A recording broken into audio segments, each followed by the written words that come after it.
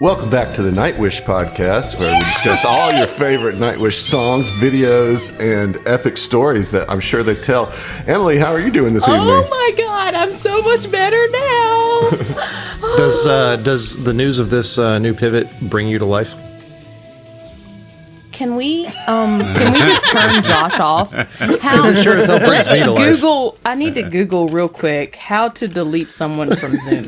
How to delete from Zoom. When we actually get back to Starfinder, wake me up inside, all right? Fuck off, both of you. Isn't this what you wanted, Emily?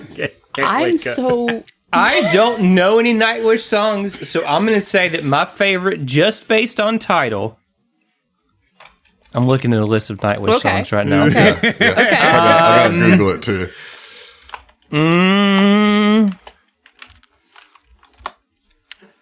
I don't know. Alpenglow sounds like a pretty cool name. Actually, I really think that you would probably like that. Oh, God. Here we go. Okay, listen. Okay. It's really cool. It's very chill. I'm going to just leave a tab open, and then after this episode, I will check it out, and we'll see. Just do it. I'm gonna go with The Poet and the Pendulum. Oh, okay. Oh, that's a good one. Adam, yes, you would good name. love that one, actually. You would love that one. Very poetish, it seems. It's like, oh, God. Heath Okay, is so first off, faking it's being long. asleep right now.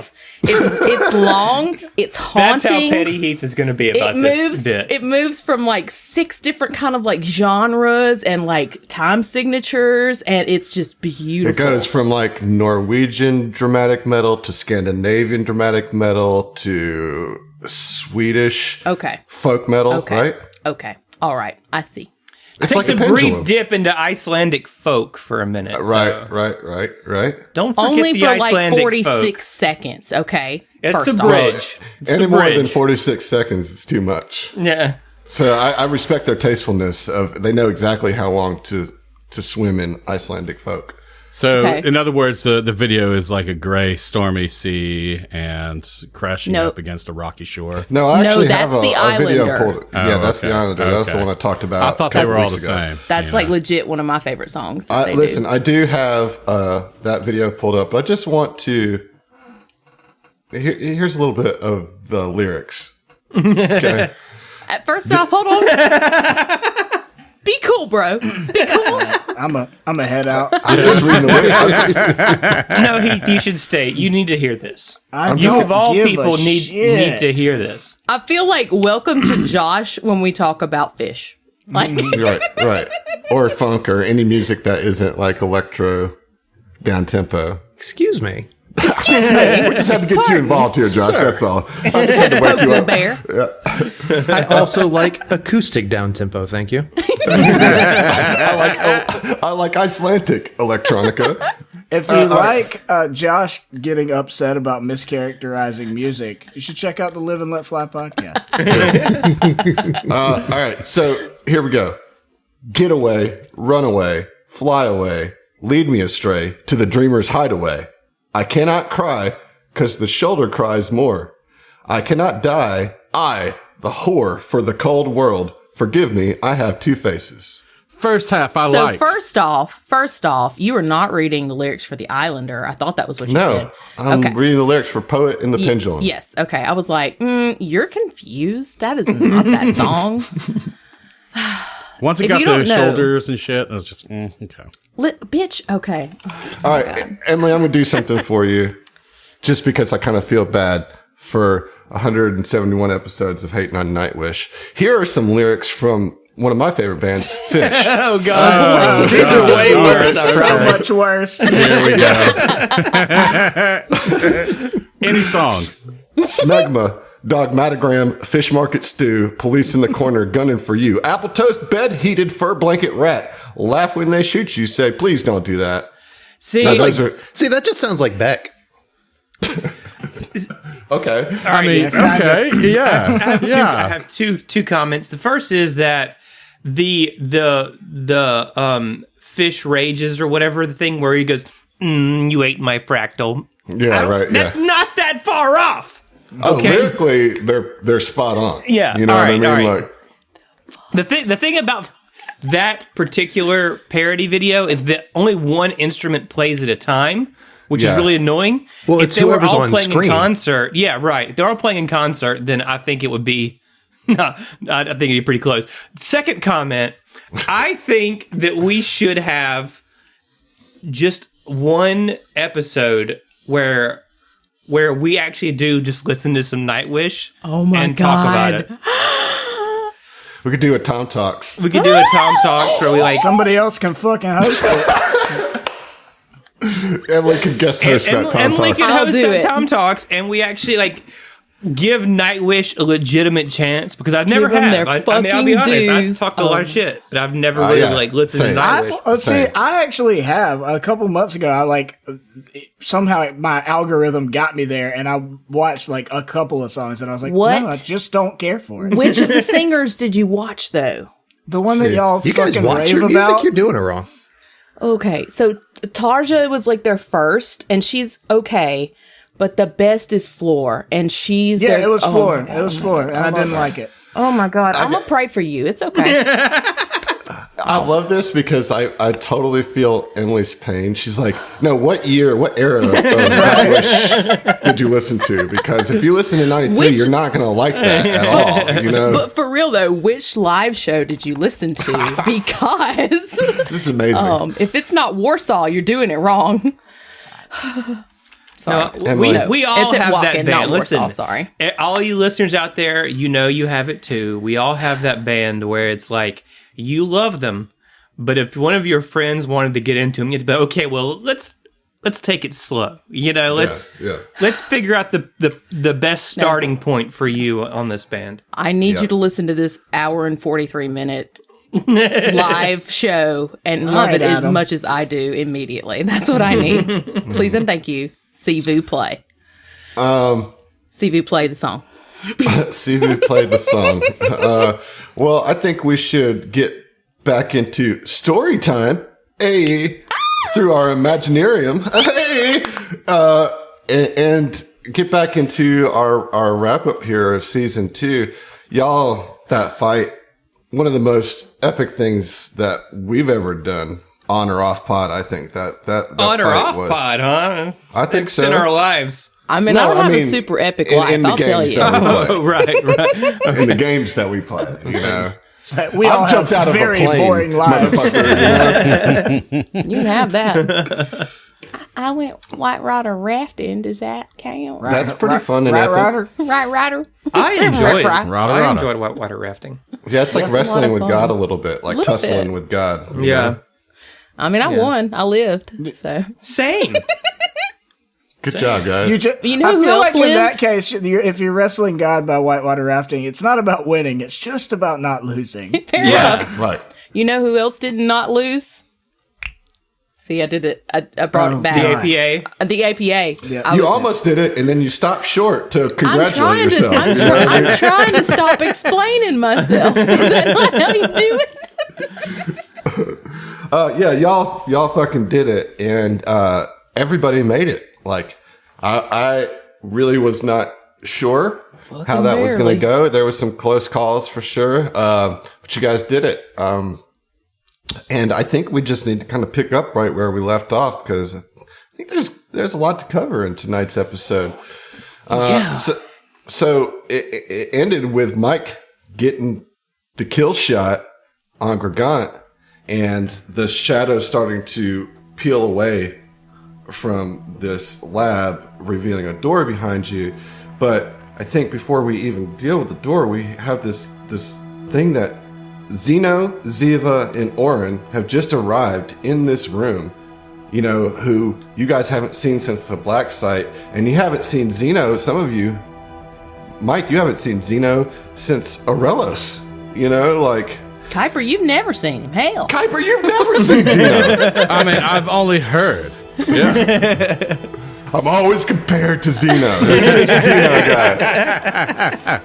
I bet he Like, spends I it with imagine an it's just X. like, oh, I've heard so much about you, Zeno. Whoa, well, I haven't heard anything about you.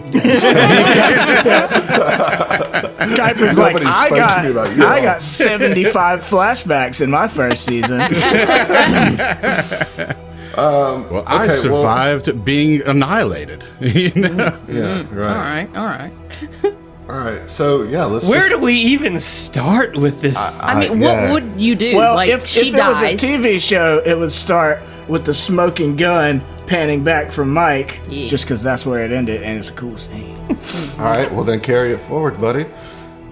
Nah, it'd pan out, and then it'd cut to another scene. It cuts to Ziva and Zeno running into the room.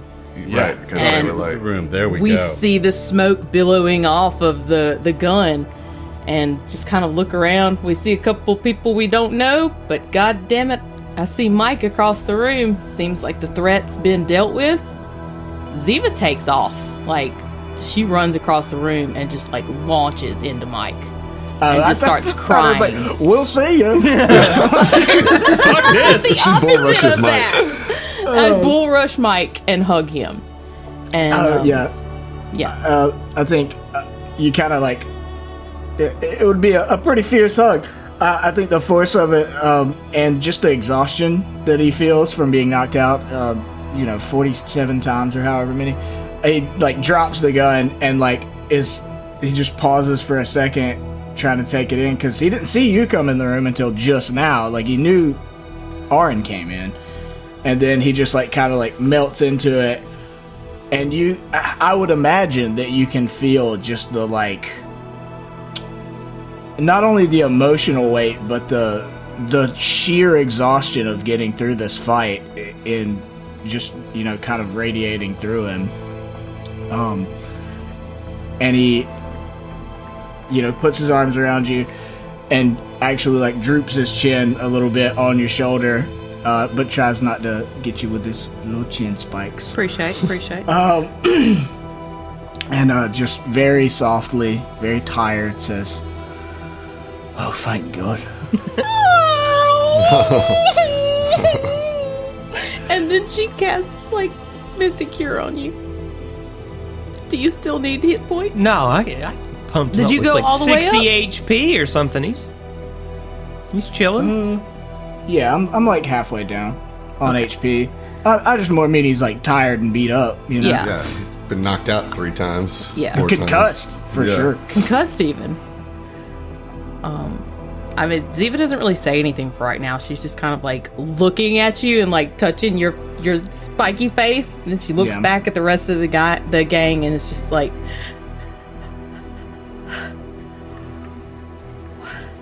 what?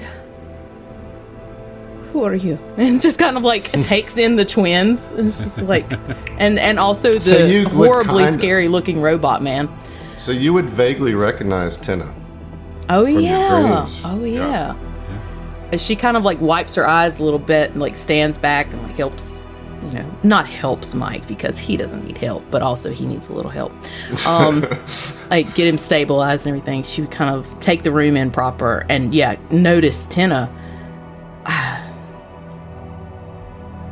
I know you. I've seen you in my dreams. And she would call Inevitable Downfall, to her hand. Just to be prepared. We've never met. I am D. And you are the False Herald. Nice of you to join us. Yeah, I think Trelax at this point would be like, Tenna, your herald in the flesh. Is she everything you thought she would be? That's so fucking mean. That is so fucking petty. That bitch is late. That's so petty to so many of my characters right now. Fuck you, Zach. Well, all right. Yeah. So at this point, Orin would be like, who's this fucking wise guy? Yeah. Pointing at Trelax, obviously. I am D. I'm kidding. Right? I was good, Mike concussed is Mike, what are you talking about? Oh my god. And Okay. So Zeno comes in, assesses the situation, sees that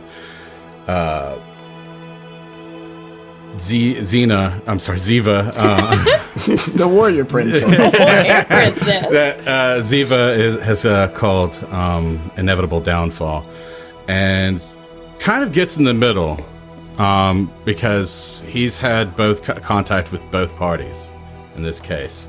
So before even he kind of gives a quick regard to Mike, but seeing this, it seems to be more priority right now. Just kind of like make sure shit doesn't actually like go down. He says, both of you put down your weapons. We all are here in peace. We have plenty of time for discussion. This is who I was with. And he looks over at Ziva and Oren and Michael. It's like, these are the people that helped me on my journey. And it is good to see you all again. And he is going to approach Michael slowly, kind of like almost to the point that his face kind of, with every step, gets a little bit more elated, to where it's just like going from almost like a firm no emotion to almost slow crack of a smile until it just finally becomes a grin. And, you know, he's just like, from the bottom of my circuits, it's so good to see you, old friend. Yeah. As you start to walk towards Mike, he puts a hand on Ziva's shoulder, and it's like, so you know, it's right there. They're all on our side. And then once you get up to Mike, like, I feel like he sees you approaching him for, you know, a good ways across the room, and is almost paralyzed, you know, like he's seeing a ghost. Even though he's had contact with you, it's hard to believe that you're even here. To that point, you know, he is kind of like phasing in and out a little bit. Like different parts of him are phasing out. So, you know, you see him, he's there, but like he's Michael J. Foxing a little bit from Back to the Future. You know, like parts of him kind of fade in and out. Nenectomy, right? Yeah, it's an nenectomy. Yeah, that's part of it for sure. I don't know what that means. You poor sweet child. But yeah, I don't want to know. But no, Mike, you know, I feel like sits there for a minute, just like looking at you, smiling at him, and then finally, you know, his big toothy grin comes out himself, and he just grins, you know, very broadly for a couple of seconds, but then that smile starts to falter a little bit as he notices you starting to fade in and out, and he's like, you know, I can't believe it's you, but like, are you okay? Michael, we have plenty of time to discuss this.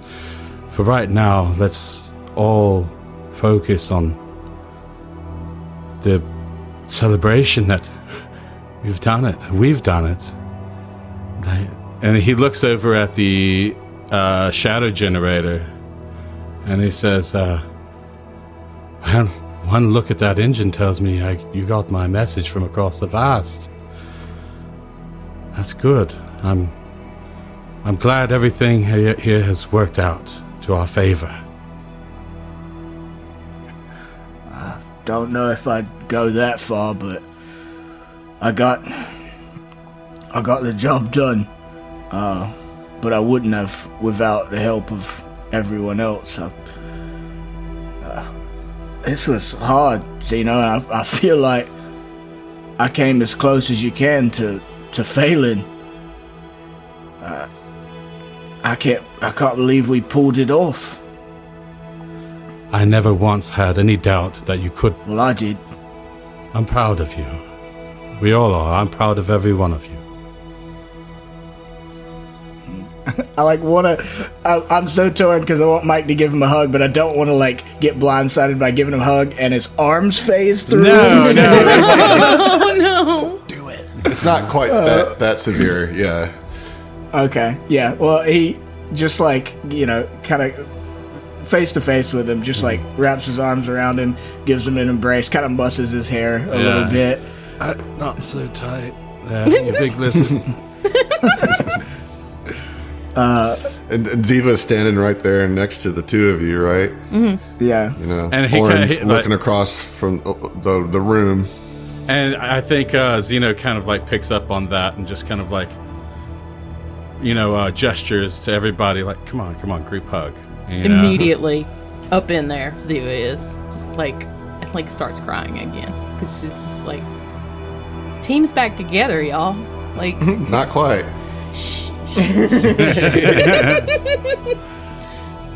Well, but it Come is here, it Oren. is the completion of the first leg. You know, like Yeah. Mark's First leg been of the race. So hell bent on like, let's get this done quickly.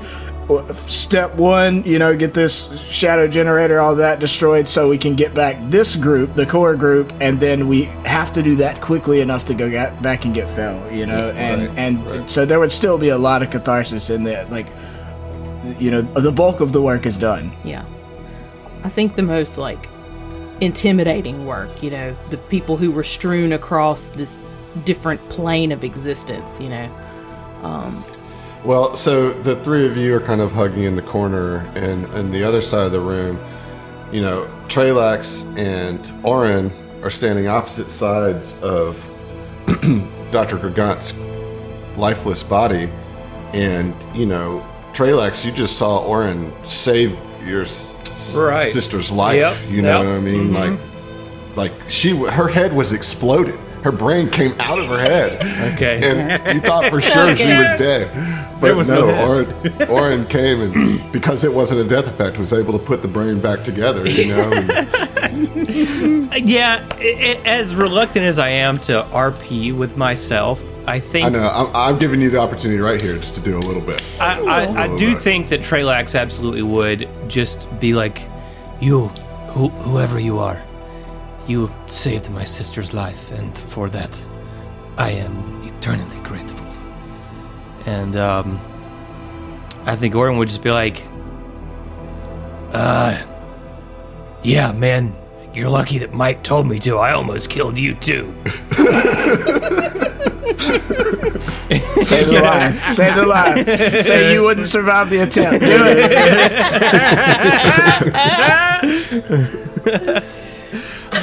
We definitely got to do that on the Tom Talks. Is an Oren versus Trelax 1v1. That'd be an all right. interesting fight. I don't know. Anyway, and Tenna, you're standing right there too, and you know that this strange space cowboy came and saved your life. Yeah, after kind of like hearing Trelax break this weird sort of like tension, kind of, she would, definitely turn to Oren and say, "Yes, thank you.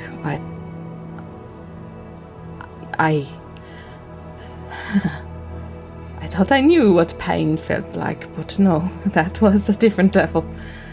Thank you for bringing me back. Sorry, I'm Tenna." And she would like put her hand out kind of like awkwardly. Yeah. I'm not really sure how to do this, kind of, but try and shake Oren's hand. Yeah, I mean, Oren is shaker. Yeah, Oren Vance. Wait, so who are you guys again?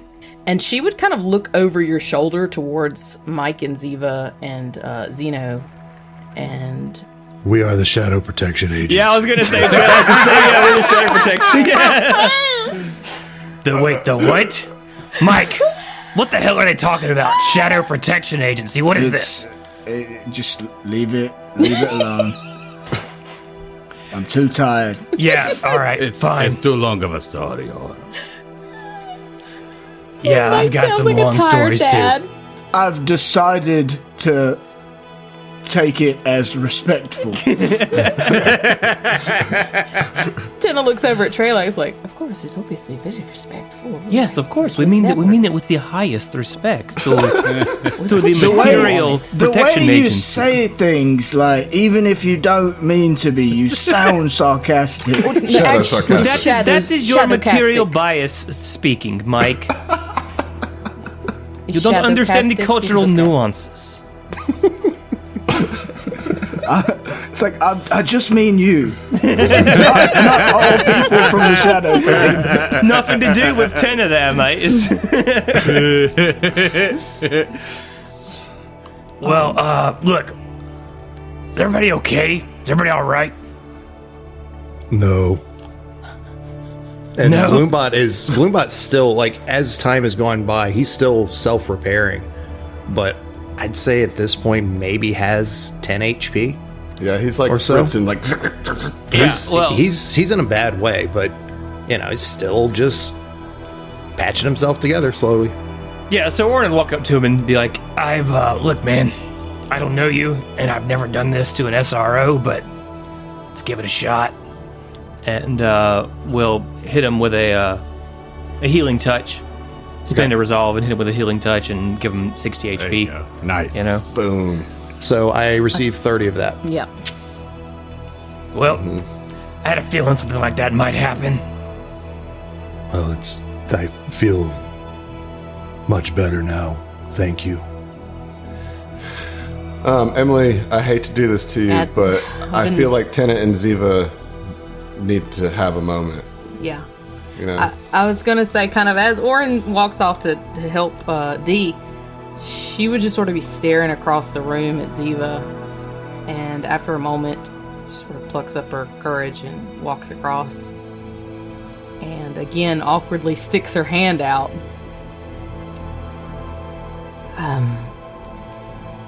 Hello, I am Tina.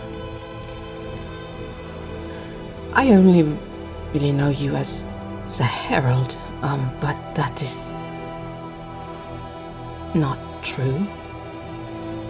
But I visited you in your dreams before, and As she's kind of looking down this whole time, just almost scared to meet eyes with Ziva. I thought you were something that you are not.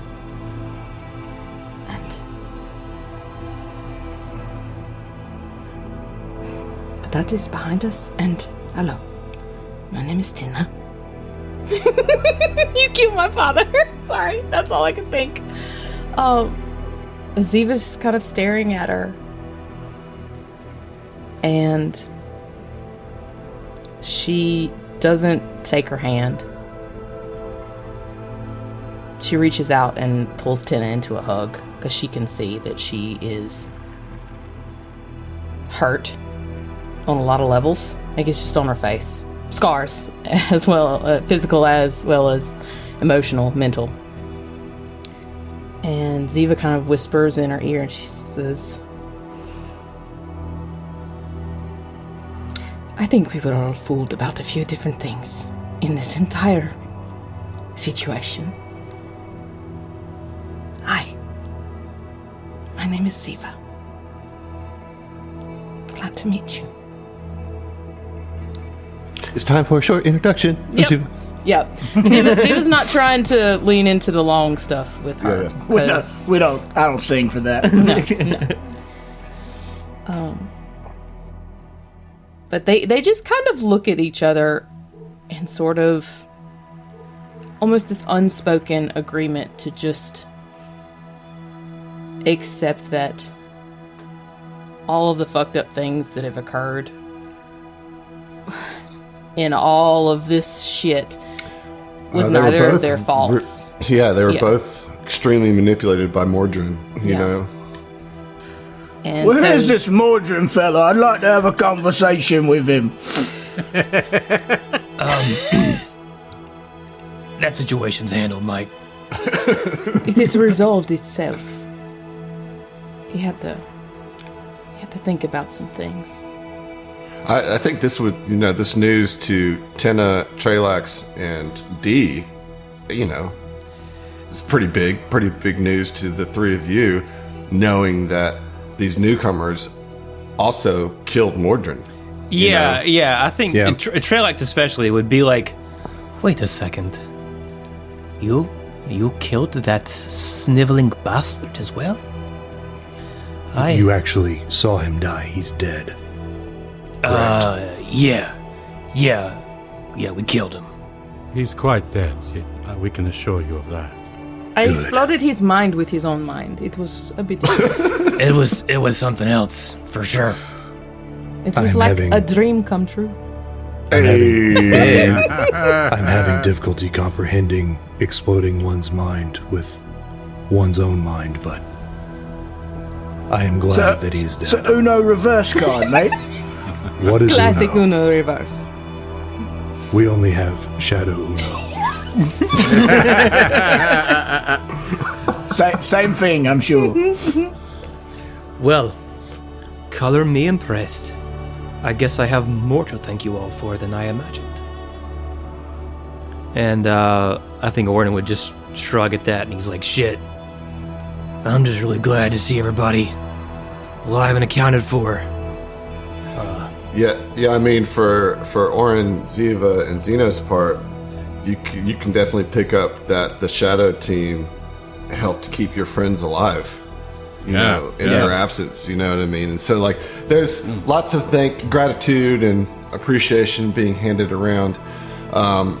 Is there anything you guys want to say to each other in this moment before we move to the next stage? I have a real quick question for you, Sure. Adam. Yeah. Would you say that the Shadow team protected them I would. like an agency would? I would. Some Shadow sort of Protection Agency. organization. Yeah, absolutely. Yeah, I mean, listen, I'm on board with it. You never had to convince me. You know what I mean?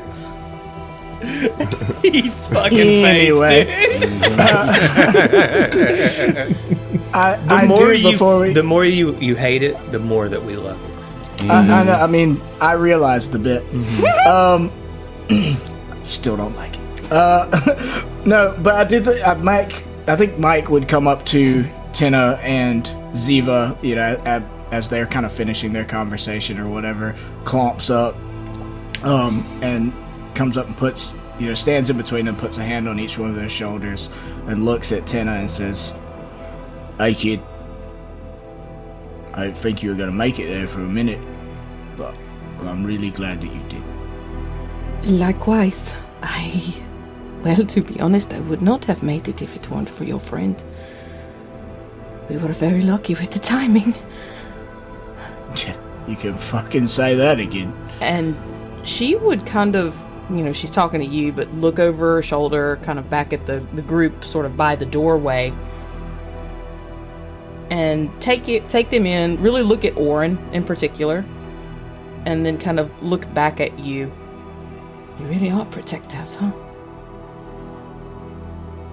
Oh, we try to be. And Trelax is out of earshot, so she would kind of whisper this. As far as material plane people, I'm glad that we had the opportunity to meet you. Just kind of chuckles and keeps nodding her head. Like, she sort of... She died, y'all. She died. Right. She's having a hard time coming to cut. It's been a doozy of a day. Zombie now. Yeah. Her brain was splattered all over the floor. All the way over there. Yonder was her brain even.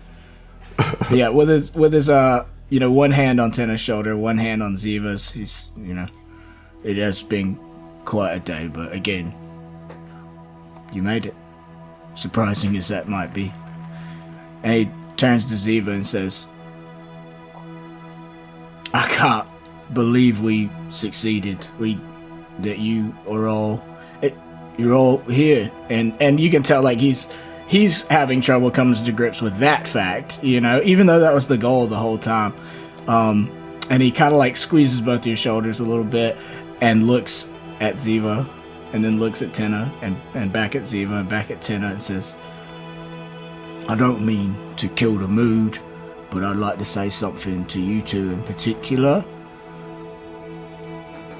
All that Zonkufon shit is done today." Wait, savvy? Savvy. And Tina sort of, Ziva laughs and she says, That was not really my plan to begin with. That wasn't... That was sort of forced on me. It wasn't exactly something that I wanted. And Tina just kind of like, again, is sort of nodding a little. Twirling her toe in the dirt. A little bit, yeah. But she looks up at you, like, very I mean, Tina's kind of been very aggressive and grumpy and emo this whole time, I suppose. But she's very teenager right now. She's kind of bashful almost, and no, I think that my time with the Kuthites is well and over. Mordrin made a very good impression on me that I did not want to affiliate myself with that particular religion anymore. I will no more. No. At this point, I think Orin would go over to Mike and be like, Mike, big guy, as touching as this all is, everyone isn't present and accounted for. Where's Fel? Oh, so Orin doesn't know Oh yeah. left him behind. No idea. They have no idea. Sorry, Emily's brain did not put those things together currently. I mean, the Shadow Party, Kuiper and Mike would know. Yeah. But yeah. Ziva and Orin got Zeno yeeted. mentioned that he knew that Fel was somewhere else, but he didn't specify. Yeah. But So- that's not good enough. That's not a good enough answer for Orin, right? Yeah, This is his right. boy. Mike turns to you and says, "Oh, I haven't forgotten. That's the next part of this whole plan. Fel very bravely stayed behind at the facility to prevent the, what was it? Shadow generator. Shadow engine? Right. No, Yeah. it was the particle accelerator. Sorry. Particle Down. accelerator. Yeah. To prevent the particle accelerator from going up and taking the whole place, maybe the whole planet with it. And when we came across, and he's like, it's hard for him to explain planar stuff, you know? It's like, to the other side, he couldn't come with us. He had to keep the pathway open. So my whole plan this whole time has been to get this done, get you guys back, and to do it fucking quick enough that we can go and get him. Well, what are we waiting for then? Saddle up. So Zeno kind of was listening in on this, and it was interesting. I was not aware of his predicament. Perhaps that is why I had difficulty sensing him. But, Michael, you will be pleased to know, as I assume the rest of you, that I've spoken with our friend.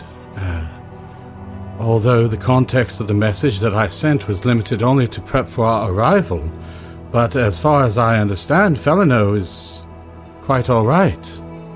Well, And where is he? yeah, that was my question as well.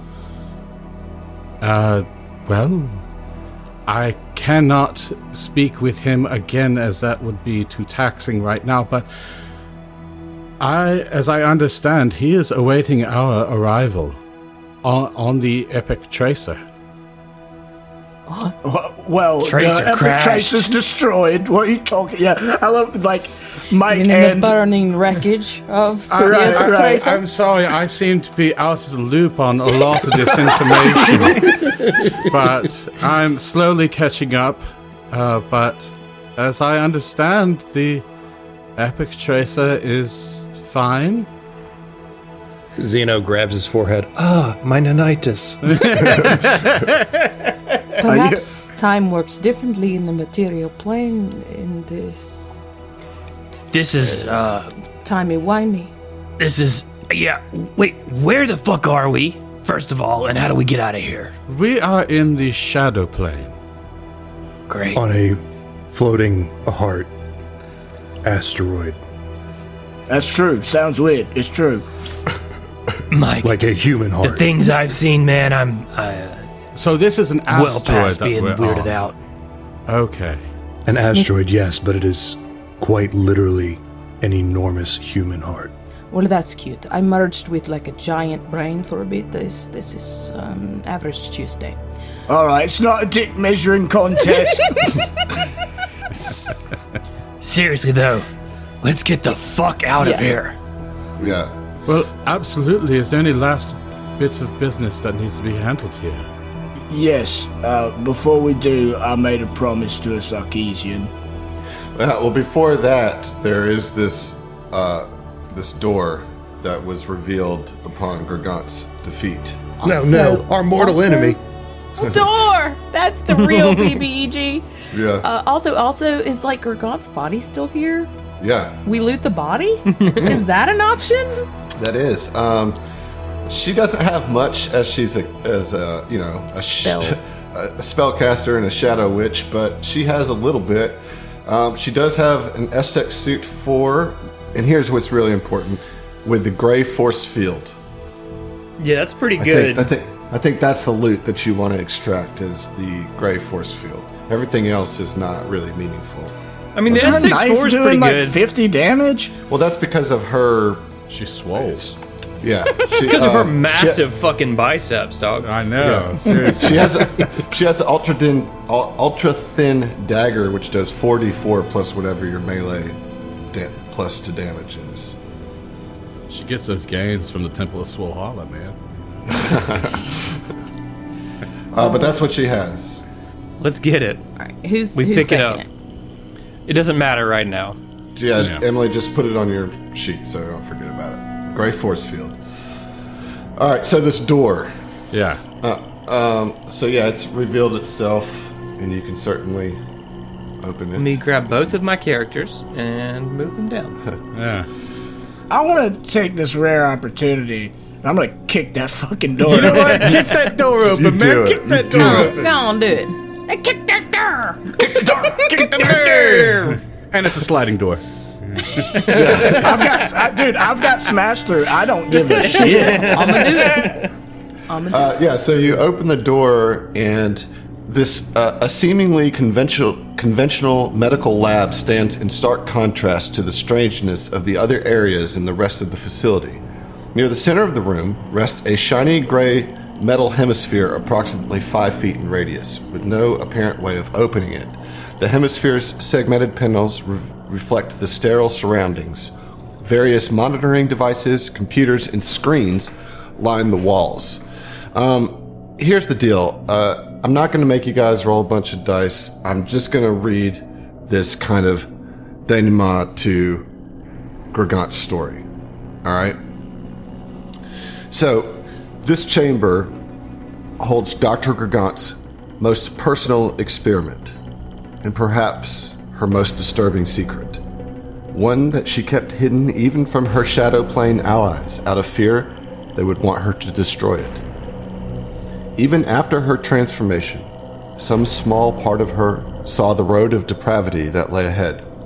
She still could not deny her lifetime of commitment and proceeded with the creation of the Shadow Signal, her humanity weakening with every passing day.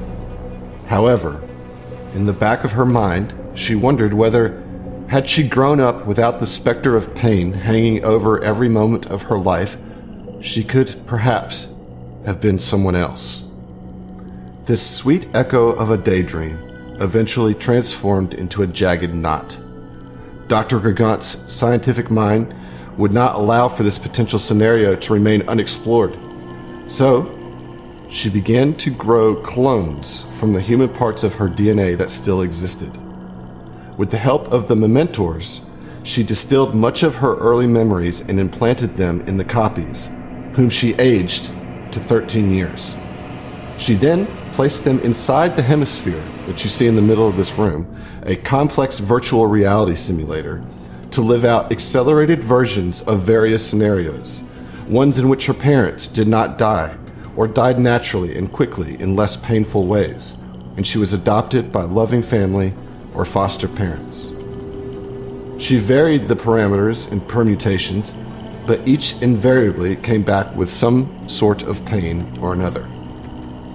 Her clones encountered pain in the form of heartbreak, rejection, loss, and loneliness.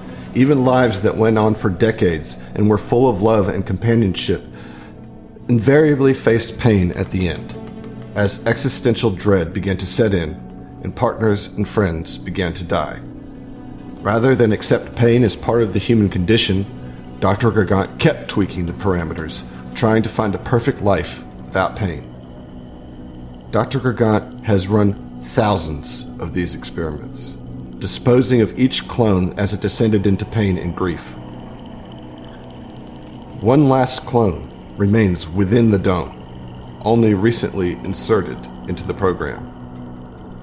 This 13-year-old version of Listana Gregant believes herself to have lived a normal life without parents at all and is waiting to be taken into custody of a foster care system on Absalom Station. Fuck me. What do you do? I feel this is obvious. But yes, that's so terrible. Everything that's. Okay, all right. This child she is under the assumption that she is going to Absalom Station. She's in the middle of the hemisphere that's in the room, living a virtual life. And yes, a normal she believes. Can we see, like, is there a vid screen? So all that view? information you downloaded from like a computer console, Okay. right? So she doesn't know that you're there at the Yeah. moment, but you have all the information that I just gave you Yeah. based on this, reading out basically her most secret journals on this computer log. So there's a button before you, one to open the hemisphere and one to evaporate the clone that's inside it. No. We open the hemisphere. I'm going to let you Smack guys that all button. discuss this amongst yourselves here. No, I will fight you if you try to incinerate that clone. Okay, I was just going to say, we may Right. be fighting then if you're trying to kill a youngin'. After everything that we've gone through and we've heard about her, like, the only right thing to do is to take this kid back to Absalom Station and give it the chance of leading a normal life. And if we gotta fight it at the end of Devark, and that's what Adam's doing, then we'll do it. You know, Yeah, 100%, we'll see you 100%. then, Yeah, exactly. we'll be level 20. Get the fuck out of here. Get wrecked, bitch. Come on, clone baby. Bring it on. You think I ain't punched a baby in this AP?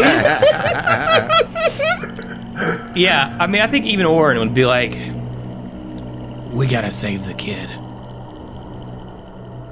Yeah. Agreed. I think Trelax would be like, she could grow up to be the exact same. We should kill her now and save ourselves the trouble. Mike turns to Trelax and says, but if we did that, we'd be the exact same. And I think Trelax would ponder that for just a second and be like, yes, I suppose that you are right, Mike. Michael speaks the truth. So, what Ziva would like to do is she kind of turns and looks at the groups.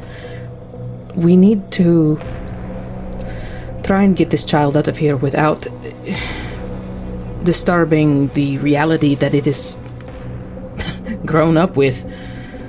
Is there any way, as soon as we open this, we can render her unconscious without hurting her?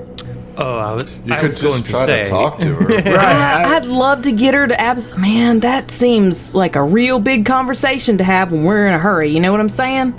Hey, it's no problem, right? It's really not a problem. I'll talk to her if you want. Yeah. I'll just tell her, look, we are from the APSA. We're contracted by the foster people, and we're here to bring you home. But am I understanding she's currently under the impression that she is on Absalom Station? No. Okay. No, she's all right. waiting for those to take her So, Okay. to Absalom So Station. when you release her from this hemisphere, you're going to have to explain something because Okay. she's thinking she's in some other place waiting to be taken to Absalom Station. So you're going to have to explain when this opens, where she is and what she is. I think with a moment of self-awareness, Gloombot is going to exit the room. Because his intimidating figure, beat up the way that it is probably not the first thing that child should see. Good call. Good call. Oren, first of all, cast prestidigitation on all of us. We look like shit. fair enough. And yeah, he would. He'd clean everybody up. I think that's called token spell in this particular. It is. But It it's is. okay. Well, don't It is what it is. Splitting hairs. No. Okay, but all right. Ziva kind of like hears what y'all are saying, and all right, we have to have a conversation, even if it is a brief one. Mikhail, maybe we tag team this situation. Absolutely. Classic good cop, good cop. Right. So, Zeno, you take 20 on the computer's check needed to open the hemisphere. All right. Are you ready? Yeah. Sure. All right. Tina also leaves the room. BT dub. Does she take Treylax with her? Come on, brother. Like, just grabs him by the arm. Come on. We are scary looking. We've got these crazy eyes, and listen, my head exploded. I'm not ready to talk to children, so. Kuiper remains in the room. Yeah, of course. Yeah. All right, so Zeno hits the button. The hemisphere opens. And you see a young Stana Gargant, 13 years old, with some electrodes and stuff on her head. Her eyes kind of like fluttering closed, but then as it opens, her eyes open, and she looks to you and she says, "Oh, are you the ones that are taking me to Absalom?" Yes, we are. Hello, Listana. Hi. It's quite a pleasure to meet you. I know this seems odd, but I have no idea where I am. I was sitting in an office on what I thought was a adoption agency in Verces, but this does not look like that at all. And you are not the people that I was speaking to. Oof, my goof. I feel like we would have talked about this before we pushed the button, but are we gonna tell her the truth? I think we're gonna be a little light on that. Okay, cool. Truth light. I like Why it. don't you roll a sense motive? Oh, okay. Hell, I can do that, buddy. Watch. Okay, what's a 15 plus an 18? 33. That many. Yeah, so you get the sense that, this is Listana Gargant, and she has a pretty sharp and analytical mind. You almost get the sense that the truth might be the quickest way to understanding for this girl. You're going to have to roll a diplomacy check, but you would get a +2 to it based on your sense motive, right? Okay. Everything that you know about Gargant is that she is not Hyper afraid intelligent. Right. Ziva would kind of look over at Mike for a minute and would just nod at him and then turn back to the girl and say, Listana, my name is Ziva. This is Mikhail. We are going to take you to Absalom Station. But the existence that you have known up until this point was not exactly accurate. and she'd kind of gesture around the room. There is no simple way to put this. You have been living your life in a virtual simulation.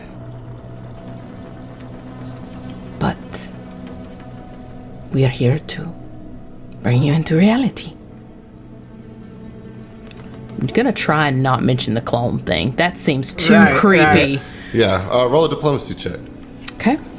Oh, actually, I get to use my... I forgot how to play a fucking envoy. Right, you get to add that D6 Yeah. there, too. 2. All right. And I'm probably gonna need all of it. And did you say I get a +2 because of my synth motive? Okay, so alright, 2, 5, 6, 10, 32. Okay, well, the DC was 25. Okay, cool, good. You're good. Okay. The truth momentarily shocks her, of course, as it would anybody. And she just sits silent for a second. And then she says, well, we live all sorts of lives, I suppose. You will take me to Absalom? Where will... If this was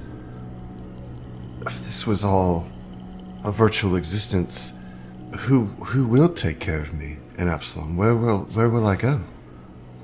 For the time being, until we can settle you with a more permanent family, you are more than welcome to stay with me at my establishment. It is known for watching over and protecting those who need it. What is it called? The Pools of Paradise. Oh, that sounds lovely. And she kind of like timidly, like, kind of cocks her head and says, do you think that you could, well, I hate to even ask, but can I have a science kit? Of course. Okay. Is there like one hanging out like around no, here? she wants one just eventually. When she gets okay. to her Yeah. room, you know. It's like We can Maybe not this science I was kit like- that's here. Yeah. I mean, I can look around, but we're a little tight. we can certainly arrange that when we get back to Absalom Station. And for the trip there, it may not be exactly quite the same thing, but I've got an engineering kit you could poke around with. Oh, that would be great. What's your name, sir? My name's Mike. Michael Agamason. Nice to meet you, Mr. Agamasan. I'm Listana. It's very nice to meet you. And he puts out like one little finger for her to shake. You know? she shakes it. Okay, well, I guess I'm just gonna follow you then. Yeah, so, look. I need you to hear me right now. We're gonna take you to our ship, and then, we'll be on our way. If you don't mind, I'll carry you. Obviously, I've got big arms. You won't be too much trouble. He's a big old but- lizard. Yeah, that's what my friends say. But will you do me a favor? Sure. Until I tell you, I need you to keep your eyes closed. Okay. Yeah. Yes, Mr. Agamasan. I will. Oh, All right. We don't We'll get you have out a of here. ship, though, right? Yeah, you have the We do. shadow You have the Shadow Shadow Tracer. Tracer? Oh, it's here. Yeah. Okay. Yeah. Okay. Yeah. Yeah, so she does that. I mean, she can't really walk anyway. Her legs are pretty atrophied from not actually getting used for 13 years. That'll do so, it. Right. So Mike's like, up you go. And like cradles are like a baby. Yeah, and so you guys make your way back through all the horrors of the Shadow Lab, back to the outside, to the surface. And I believe you mentioned, Mike, that you had a promise to a certain Sarkeesian. Yes, I do. He's there waiting for you. Zunar is his name. Nice. Of course it is. I think before we go into that room, like Mike carrying the girl, he says, I'm gonna let my friend Treylax, or is Treylax in here, or is Oren? Oren is One of Treylax. Zach's characters is Yeah. gonna hold this girl. Okay.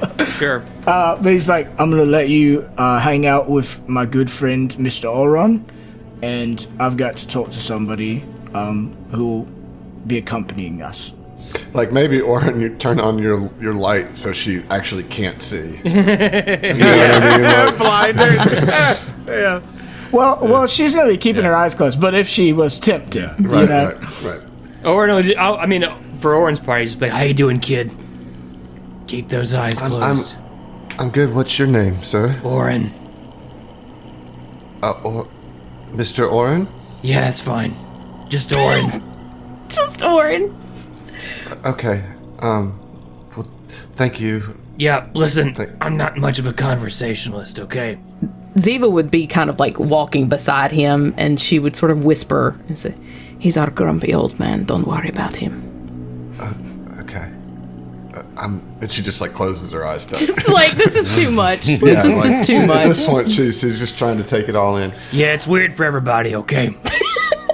So all of you make your way back to the outside, to the surface, you know. So he actually is where you left him. In that bloody fucking room? Right, so that's Mike's why gonna, the Mike's girl gonna is go- staying with you, and I'm gonna go in. Yeah. Mike's gonna go grab him. I will say, when you step outside, if you remember before, above you, you were seeing the inner wall of the heart. That is completely gone. Oh. You know what I mean? Well, that's good. So you'll actually have to cast Life Bubble on Listana, or I mean, I I'm pretty don't sure I have that. life bubble. well then you'll have to put. You'll have Tina, I mean, Ori Jesus can Christ. give her, like... Tina has he does- Life Bubble. Okay, yeah. Okay, there we go. Yeah. There we Need go. to- We're solid. Yeah. Yeah. Yeah. So we can see the you- stars right now? Or, You can see no, the we're in the stars shadow right now. plane, so not really. You're in the shadow plane. So not really. So anyways, Mike, you go in and you see Xenar, and he says, "Oh, I didn't think you'd make it. And you came back for me. I can't believe it." Yes, surprising as it may be, I try to keep my promises. Listen, I've had a lot of time to think while you were in there. And the life of piracy, it's not for me anymore. I think that this is... I don't think we deserve to be eviscerated, but we did bring it upon ourselves. And, well, I just wanted to tell you that because I got the sense that you didn't like me very much because I was a pirate. And I'm sorry. I'm sorry. I'm so sorry. Very intuitive man. I've had a lot of time to think. Got a high sense motive. Alright, look. I'm gonna get you out of here, because I told you I would. I'm glad to hear that you've reconsidered your life of piracy, and maybe you can make something of yourself moving forward. Yeah, I don't think I can go back. If I go back, I'll have to be a pirate. I'm contractually obligated. So, tell me this then. What would you like to do? I don't know. If only there was a place that I could go and atone for my sins here. But that's too much to ask. I'm just glad you came for me. What, like a church? No. Let's not be hasty. I don't really like churches, but maybe there's just some good I could do here. That's what I'm thinking. Tina would be at the door. Like here in the shadow plane? Yes. Okay. Yeah, I don't Like, I'm not picking up So what you're putting down here. Tina would have hung back with Mike just because she doesn't want to be around this impressionable young girl, and it's also kind of weird because she's Listana. And she would kind of pipe up and say, "We will need help rebuilding the conclave." The enclave, you mean? What'd I say? Conclave. It's Conclave. Listen, we've been talking about some Critical Role recently. Me and Matthew. Sorry. That's all right. Somebody else did that recently, said conclave instead of enclave. So it's going around, apparently. It's a whole thing. Yes, I would love to help you. I'm quite the builder. I have a plus 21 in engineering. That's pretty impressive if we are putting numbers on things. Yeah. But yeah, that's kind of like her only bit. Mike silently, you would notice. I feel like hopefully he doesn't have a good enough perception, but Mike's like, "Oh, I got a 21." But no, Mike turns to him and says, "Well, all right. I mean, Tina, if that's all right with you, I mean, he needs a place to go. We lost a lot of good people. Well, As I I'm said, not we a good need s- person. Well, we're not exactly good. It was more of a turn of phrase. Mostly we need workers.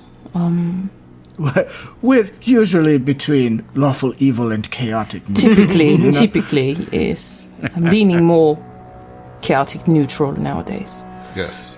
But yeah, but Tina says, like, you know, we can put him to work if he wants to atone. He would happily agree to that. Yeah. And So- it would feel like he has some purpose, you know? Awesome. So Mike looks at both of them, says, right, well, it's agreed then.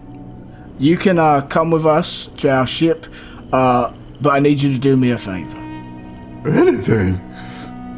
Well, Keep not your fuck- anything, but Yeah, no, it's not like that. okay. Keep your fucking mouth shut until we get to the ship and get you settled somewhere. Okay.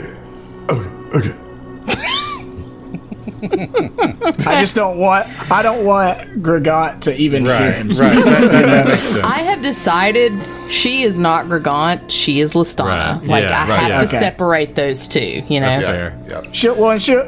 My thought is that when she finds a foster family or whatever, she'll adopt their last name. Yeah. You know? So, Zeno, as this is going on, your phasing is becoming a little bit more erratic and a little bit more frequent. And, you know, the rune drive seems to be pulsing in your hand, but you know that you need an engine bay, Okay. you know, and that being said too, with the heart wall being gone, the ship is actually now on this surface. The Shadow Tracer is, you know, a couple hundred yards away from you on the surface here.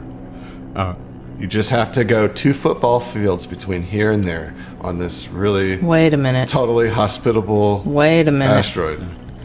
There's Having nothing bad flashbacks. Oh, God. Aurelos all over. So, Zeno is not thinking about that at this time, but he is definitely considering, like, okay, well, I probably need to let them know, hey, we're getting close. So everyone, we're getting close over to the Shadow Tracer, I think I heard. So that must be how you all got here. Well, that's solves one mystery for the day. But I suggest we go ahead and get a move on. Are you good in there, Michael? Yeah, well, I mean, Mike and Tina come out with what's the Sarkeesian's name? Zunar. Zunar, with Zunar in tow, and he nods and says, "Yeah, we're good," and walks over to Aaron to take the little girl back. He'll carry her the rest of the way, and he whispers, hopefully she doesn't hear, and is like, "Clean this sack of shit up. Press to digitize him." Token spell. Token spell. Yep. Yeah, Orin will just like snap, and Yeah. he is no longer. Bloody I gone. feel so much. Oh, sorry. All right, we're leaving you. That's it, Mike. You One did it. morning. You done did it. All right, so as you cross the 200 yards of rocky terrain, I need y'all to roll a perception check. Oh, fuck you, Adam. I'm just kidding. You guys make it aboard the Shadow Tracer. All right, so this gigantic party of 11 now, is aboard the Shadow Tracer. Zeno, you feel all sorts of, like, pulsing, phasing, this feeling of what you've been building towards seems to be reaching a fever pitch at this point. But before we get to that, well, no, I think maybe we should start with that because, you guys got to get back to the material plane, and the Shadow Crew is going to do what they're going to do, but maybe you should kind of discuss what the plan is to get back to the material plane for those who are not aware. I'm not aware. I can fly a lot of ships, but I don't know how to jump planes, guys. I'll be honest with you. All right. Well, now that we're all here, just wanted to speak with everyone. First of all, once again, congratulations all around for a splendid job. And as I understand, everything is going smoothly over on the material plane, as previously mentioned. I had success reaching out. Felino has done what he can on his end to prepare for our arrival onto the Epic Tracer. Now, as I said before, the context of the message was limited only to prep for our arrival. I do not know anything else, and any further communication would be too draining. Which leads me to my next point. Now, I'm sure all of you have seen my present condition, and he looks over to Michael.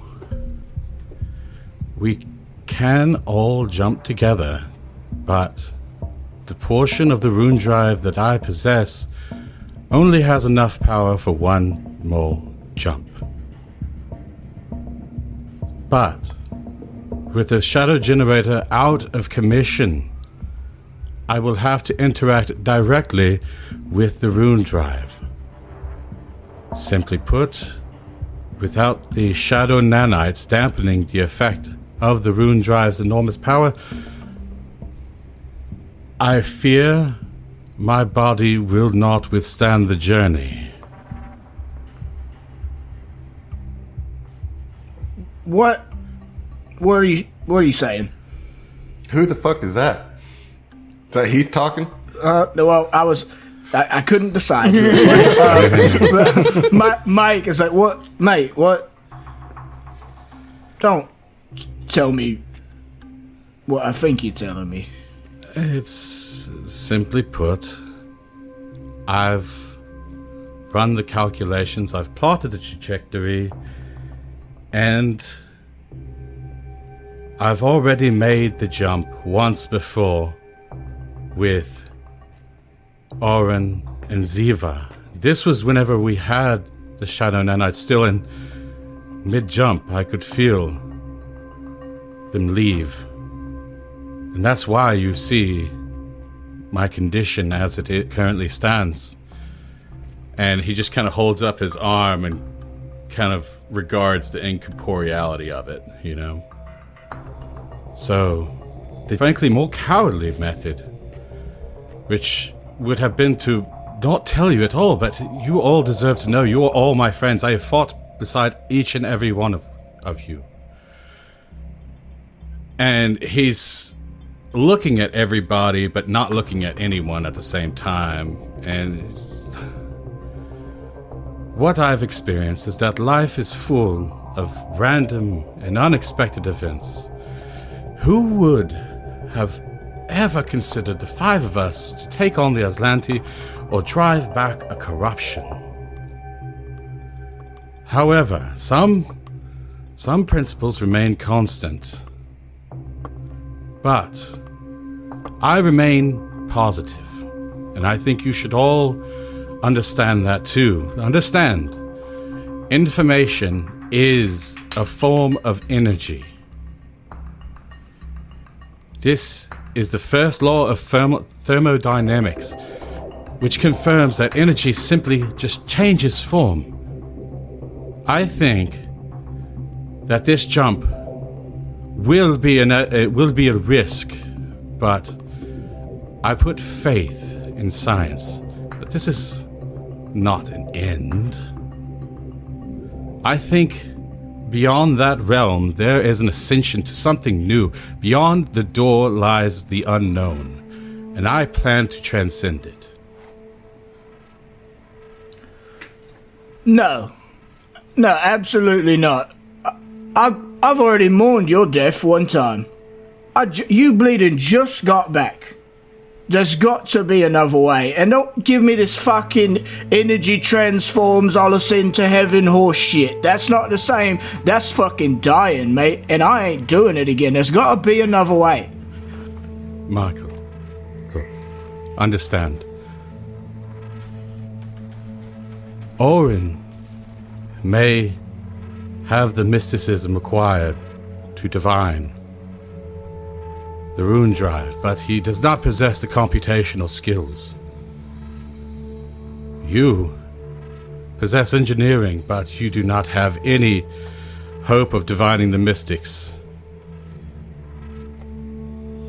There is no other way around this. In order for us to move forward to cross planes, we have to interact with the rune drive. This is what got us here. It will get us out. But in order to do that, I have to interact with it directly. And there are no more nanites. I cannot call upon any nanites any further. My form that you see as it is remains the way it is. There is no other way. I cannot change form. I cannot turn into a cloud. I can't do anything. Except I can do this. This, my friends, all of you, is a road to possibilities. It's not a finality. But not then we could just stay. We'll just stay. We can be the Shadow Protection Agency. That's what I'm talking about. All right. Oh my god, you about made me like literally burst into tears right there. The desperation of that. Oh my god. Michael, what about your father? What about Tiffonye? What about everyone that we met back in the material plane? I know you still want to see Weldy and the rest. I don't know if that's the best appeal. We can just wait. Well, look, Orin will get stronger. He'll get us there. It'll just take time. Time is something that I fear we do not have or able to possess. We cannot control time. I've bent the laws once, and I can bend it back. I can, look, understand. We all have our roles to play, and it is in your good fortunes that my role to play is the ferryman. Your roles were to survive long enough for the jump to be worth it. Because I've accessed the RuneScape before, that is the only reason I have the privilege to take you all safely back to the material plane. What does Orin think? Well, Orin is maybe the last person that should be giving anybody advice on when or how they need to let go of something. But I think that he has enough respect for Zeno to understand, that Zeno knows what he's talking about and knows that this is what needs to be done. So Orin would step up to Zeno and say, "God damn it. It was an honor, you crazy bastard." And pull him in for a hug, Gonna miss you. Orin, likewise. Without you at the side, I believe you are more of a core to this group than you realize. Without you, I believe the APA is so much more weakened. Don't blow smoke up my ass, Zeno. Just trying to tell you I love you, man.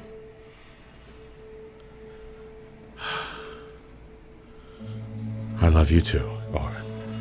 You do what you gotta do. Ziva, how are you responding to this? Ziva looks between Zeno and Mike. She already knew. Like, she got a sense of it back in the rune drive. I mean, she told him before she stepped in to accept the corruption, thank you for your sacrifice, because she saw. So she steps up and just hugs Zeno and whispers to him,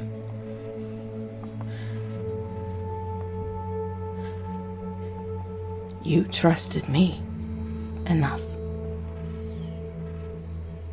to let me make the decision to do what I had to do to save us. I trust you enough to make that decision too. We'll look out for Michael." Ziva, I have had the pleasure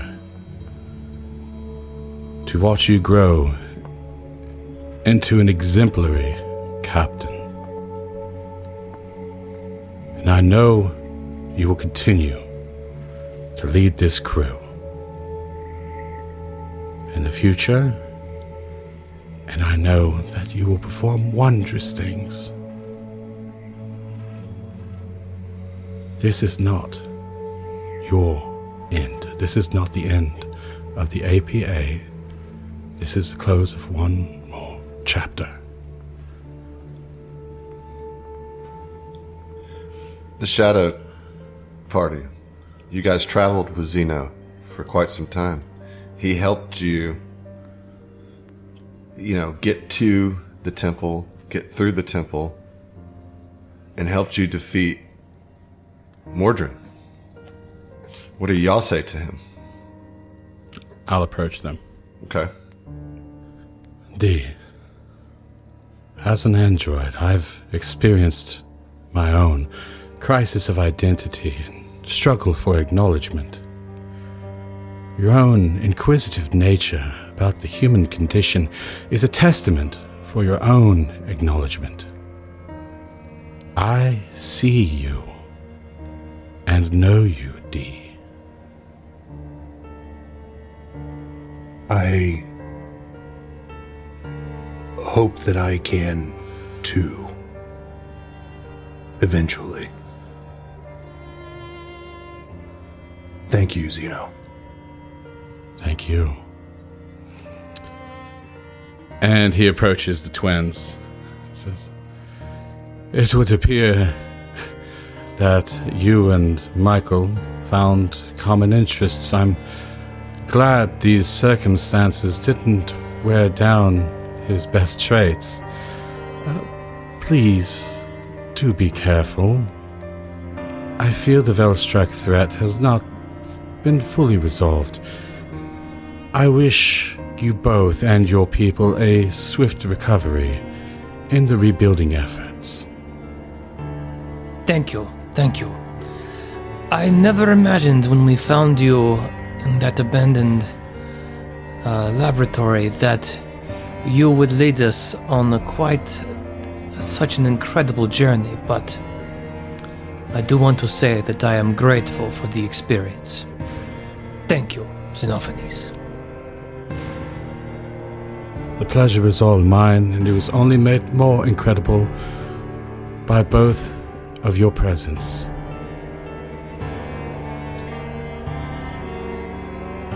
And D, of course. Tenna, some words for him. Clearly this is a big moment.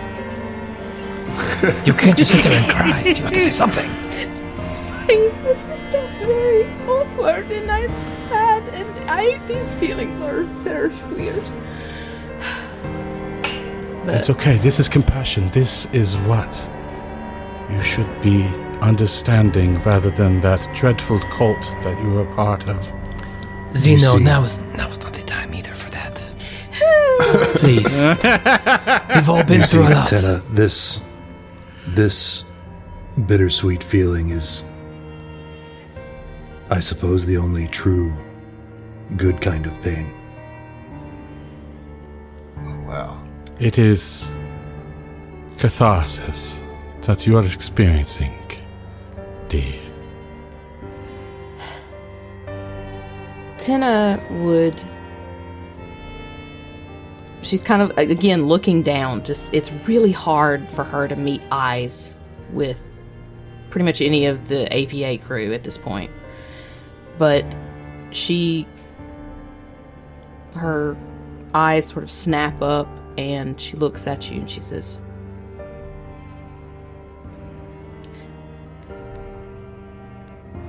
You are a very good person.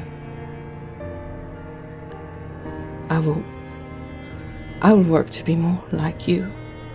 You understand what real sacrifice is. Your pain will be for the absolute best. thank you. And she kind of jerks forward and gives you a really awkward hug.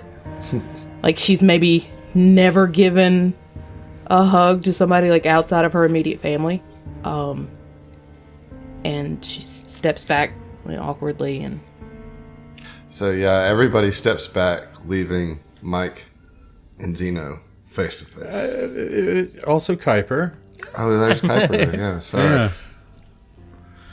Yeah. So just to indulge just a moment. If you'll allow me to moment to be extremely indulgent.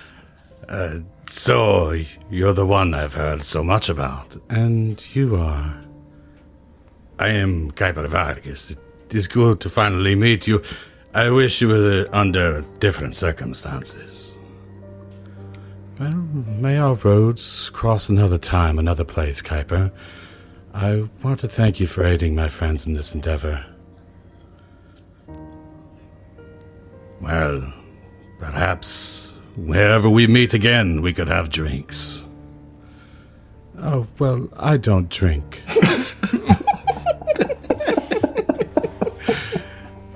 But perhaps I can make an accommodation. Okay. Thank you. Thank you for your sacrifice. To take, one must first give. Right. All right. And he just steps back. Oh, nice. Okay, we'll see. All right, we'll see you. Yeah, so that then does leave Mike and Zeno. Mike, for what it's worth, is standing, looking around at the scenes of, in his mind, catharsis, at every one of them, and at each one looking more and more and more betrayed, like offended.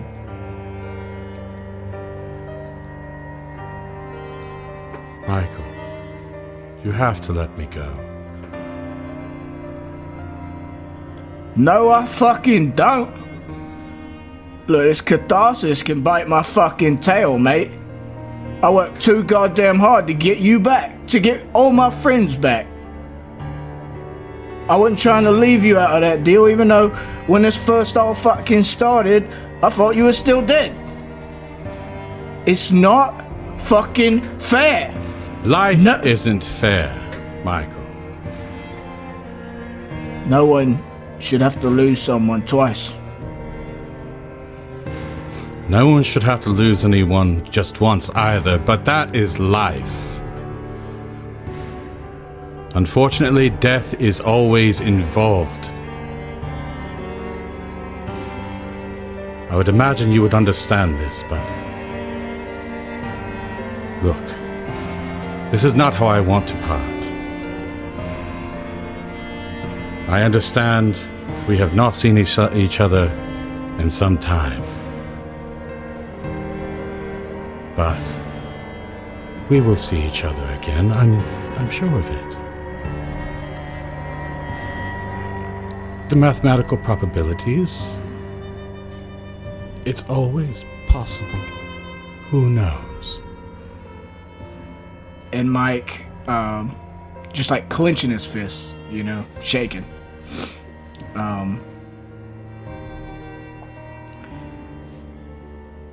takes a deep breath. Says, well, I hope you're right. Because I can't... I don't know if I can do this again. But I want you to know, I love you, brother. I love you too, brother. And Zeno sends a telepathic message to Kuiper. I don't know you, Kuiper, but I ask for you to watch over them. And aloud, Zeno exclaims, protect them, Michael. Everyone, we've done it. And Zeno activates the rune drive. Well, not yet. No? Well, no. What? Well, because, Come on! Well, because I want the shadow party to be able to say their goodbyes to the material plane. Oh, fuck. Okay. You're ruining my moment, okay. Ab. I know, but like, Okay, I don't want to rob y'all of that quick thing, you know.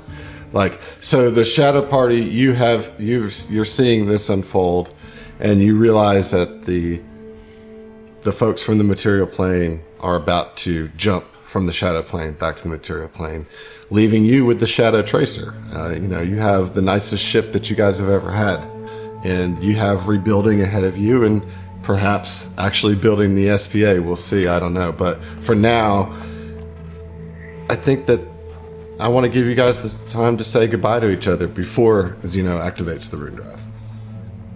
Yeah, I mean, I think for Trelax, right, he would want to talk, he would want to just say something to Mike. And, yeah, so, which is, I mean, it would be a little awkward. Mike's like in the middle of like being like, in, like he's like snot-nosed and fucking shaking. Yeah. I will wait to sacrifice myself while you speak. In retrospect, we should have done this in a different order. No, please, We have all the time.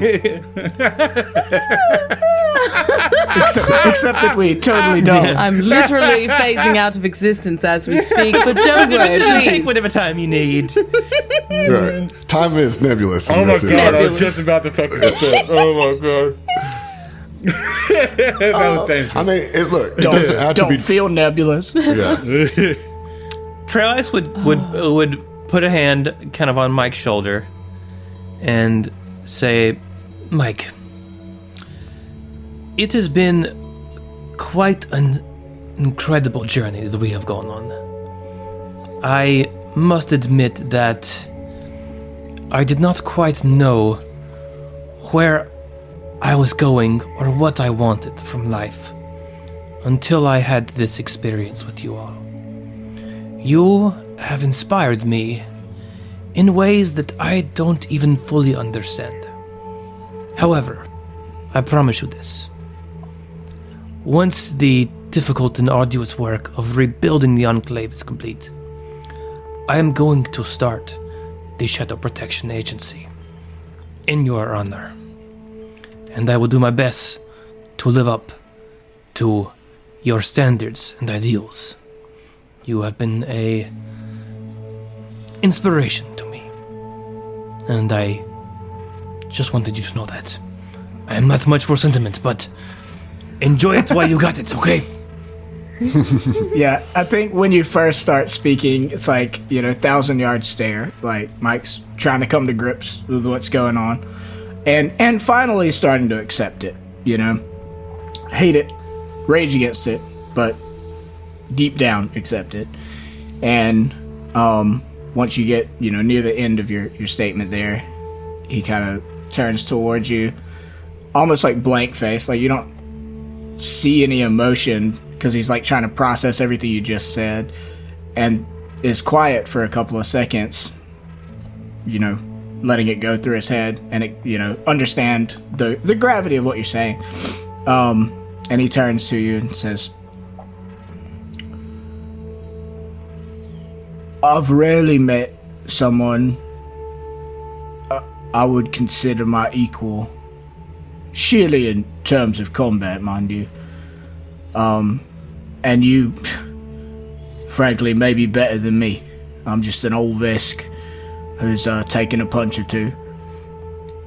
But if you're hell-bent on this Shadow Protection Agency thing, I think it's a good idea. You and Tenna, you look out for her. She's gonna need it. And you two, go rebuild your lives. Go find someone to love. And you protect them fiercely for every moment that you can. Absolutely, Michael. And he gives you a Spartan handshake. Yeah, absolutely. Yeah, like that. Yeah. Around the wrist type handshake. And then he pulls you in and like makes you hug him, which you can feel is much more like him trying to sturdy himself through his own emotions. You know? Yeah. I mean, quickly, I think he would turn to Kuiper and just give Kuiper like a look and a nod of respect, you know? Trialax, Tina, D, you've all fought like hell out there. I would be glad to have you guard my back any day. D, I don't know if you'll ever find what you're looking for, but just in case no one's told you, who you are right now isn't bad at all. D perks up at that. And curt nod, Spartan handshake back to you guys. And quickly, Trelax would also want to. He would stop at Ziva, you know, and say, Herald. Ziva, please. Ziva. I actually like that better, I think. I do too. We've gone on quite the perilous journey to get you, and now that you are here, I must admit that I am glad that this journey has led us to this moment. I hope that you'll find some peace after this is all over with. I don't know what to say to you, I'll be honest.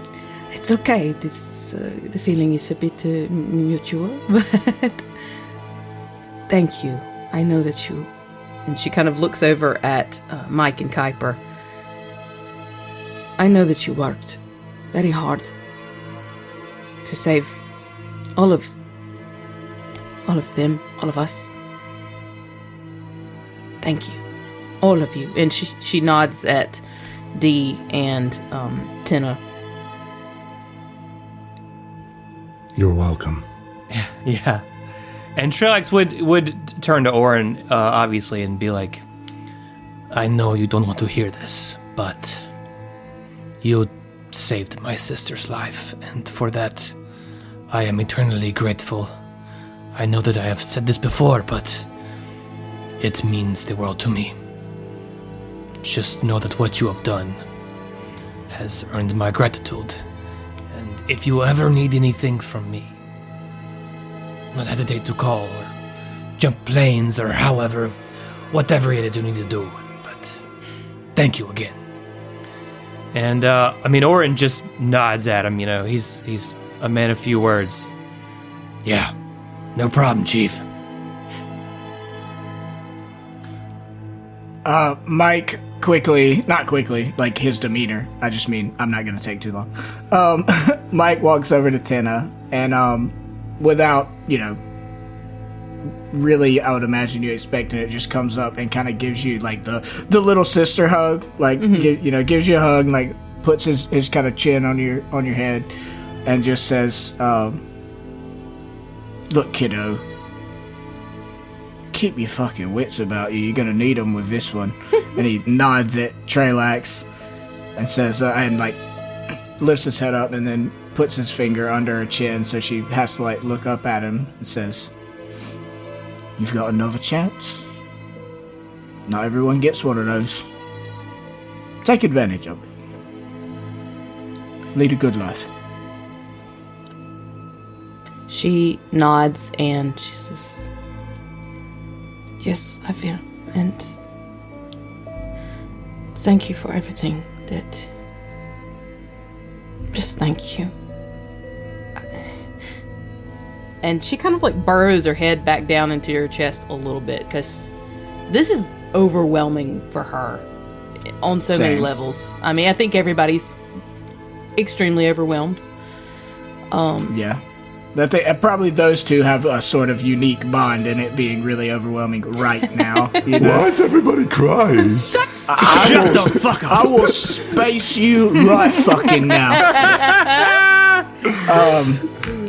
But no, he pats Tin on the back, you know, and just doesn't. He doesn't say anything else, but he just like rubs her back for a second. And then they, Tina break. steps back and like kind of weak smile and looks over at Orin and walks up to him. From the little bit that she knows of him, he's a very gruff cat. He's a rough exterior. She again does her super awkward, jerky hug.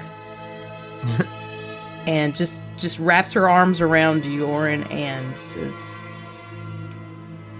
I know you don't enjoy this, but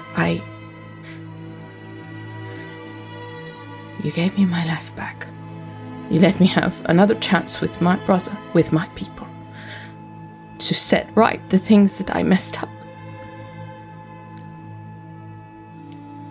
Thank you. And I think for Orin's part, he, would be a little weirded out by her giving him a hug, but eventually would finally just relent and put his arms around her and just whisper in her ear, "It was my pleasure. I'm really glad I could help. Make it count, okay?" again, jerky nods, steps back, wipes her sweating palms on her pants, and looks over at Kuiper. Anytime you want to come back to the Shadow Plane, you just let us know. We'll You're good people. You're a good fighter. I like the way you move. It's just so uncomfortable. I like the way you move.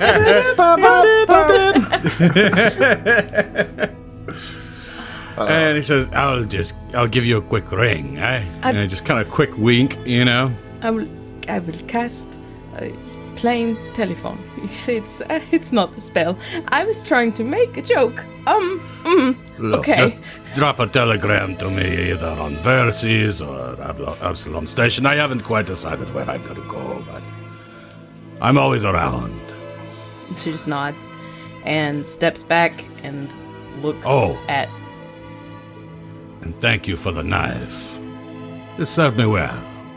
So D would look at Kuiper, Zeno, and Mike, regard the three of them, and say, I truly appreciate you three showing me, being an example for how I should live.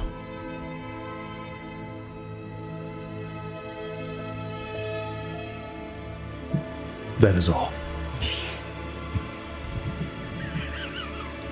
Well said, D. Yeah, we'll see you, D.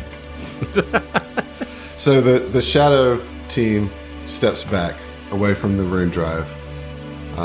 Zunar and Tenna and Trelax and D kind of steps back into their positions on the Shadow Tracer. And Mike and Orin and Kuiper and Ziva, they all kind of gather around Zeno in the rune drive. Mike holding Wistana. They all hold hands. So Mike's holding Wistana with one arm, holding hands through kind of making a chain. I like to imagine she fell asleep at the beginning of all of this. Yeah, for real. So she's been tuckered out. She's had a busy day. So you all circle around Zeno in the rune drive, and the android places his fading hands upon the rune drive and immediately begins to feel a pull from within the green cube, drawing him, urging him back into the mindscape within the rune drive. Though Zeno knows this time, with Mordrin's presence expelled, the runescape will be entirely his own. The remaining APA watches with tears in their eyes as Zeno fully disincorporates into the rune drive. The artifact surges with green and purple light, blinding Mike, Oren, Kuiper, and Ziva. Mike thinks he may see, for just a second, Trelax giving him the APA salute before his vision is washed out by the energy of the rune drive. The APA feels uncomfortable pulls at their navels as the shadow tracer dissipates around them, and they are catapulted into untethered streams of their experiences. While the curse of the corruption was lifted with the destruction of the shadow generator, they now actually feel the stains being scrubbed from their souls. Memories and galaxies whiz by them as the pain of their experiences with the shadow are extracted. They almost ironically find pleasure in the pain of this process, but in truth, it is catharsis. It will be a long time before the horrors of their experience truly leave them, yet the rune drive has given them a place to start. The terrifying experiences give way to the pure memories, to joy that they thought had been forever lost, to peace they thought would never come. Hope and love return to their souls as they hurtle through the planes of existence. In the material plane, Fel is frantically working to keep the lines, valves, and conduits stable as the engineering bay of the Epic Tracer has become a maelstrom of chaos. Green and purple currents ripple through the bay, and the form of the rune drive begins to sporadically phase in and out of its readied chassis. Felno's brow drips with sweat as he jumps from one malfunction to another, trying to keep everything operational despite the massive surge of energy that is flowing through the bay. It is a few moments before he realizes that his skin is changing color to match his heightened emotions. His scars are gone. The cold emptiness that has plagued him since their arrival at New Elysium is now filled with love and determination. He can feel them, his friends.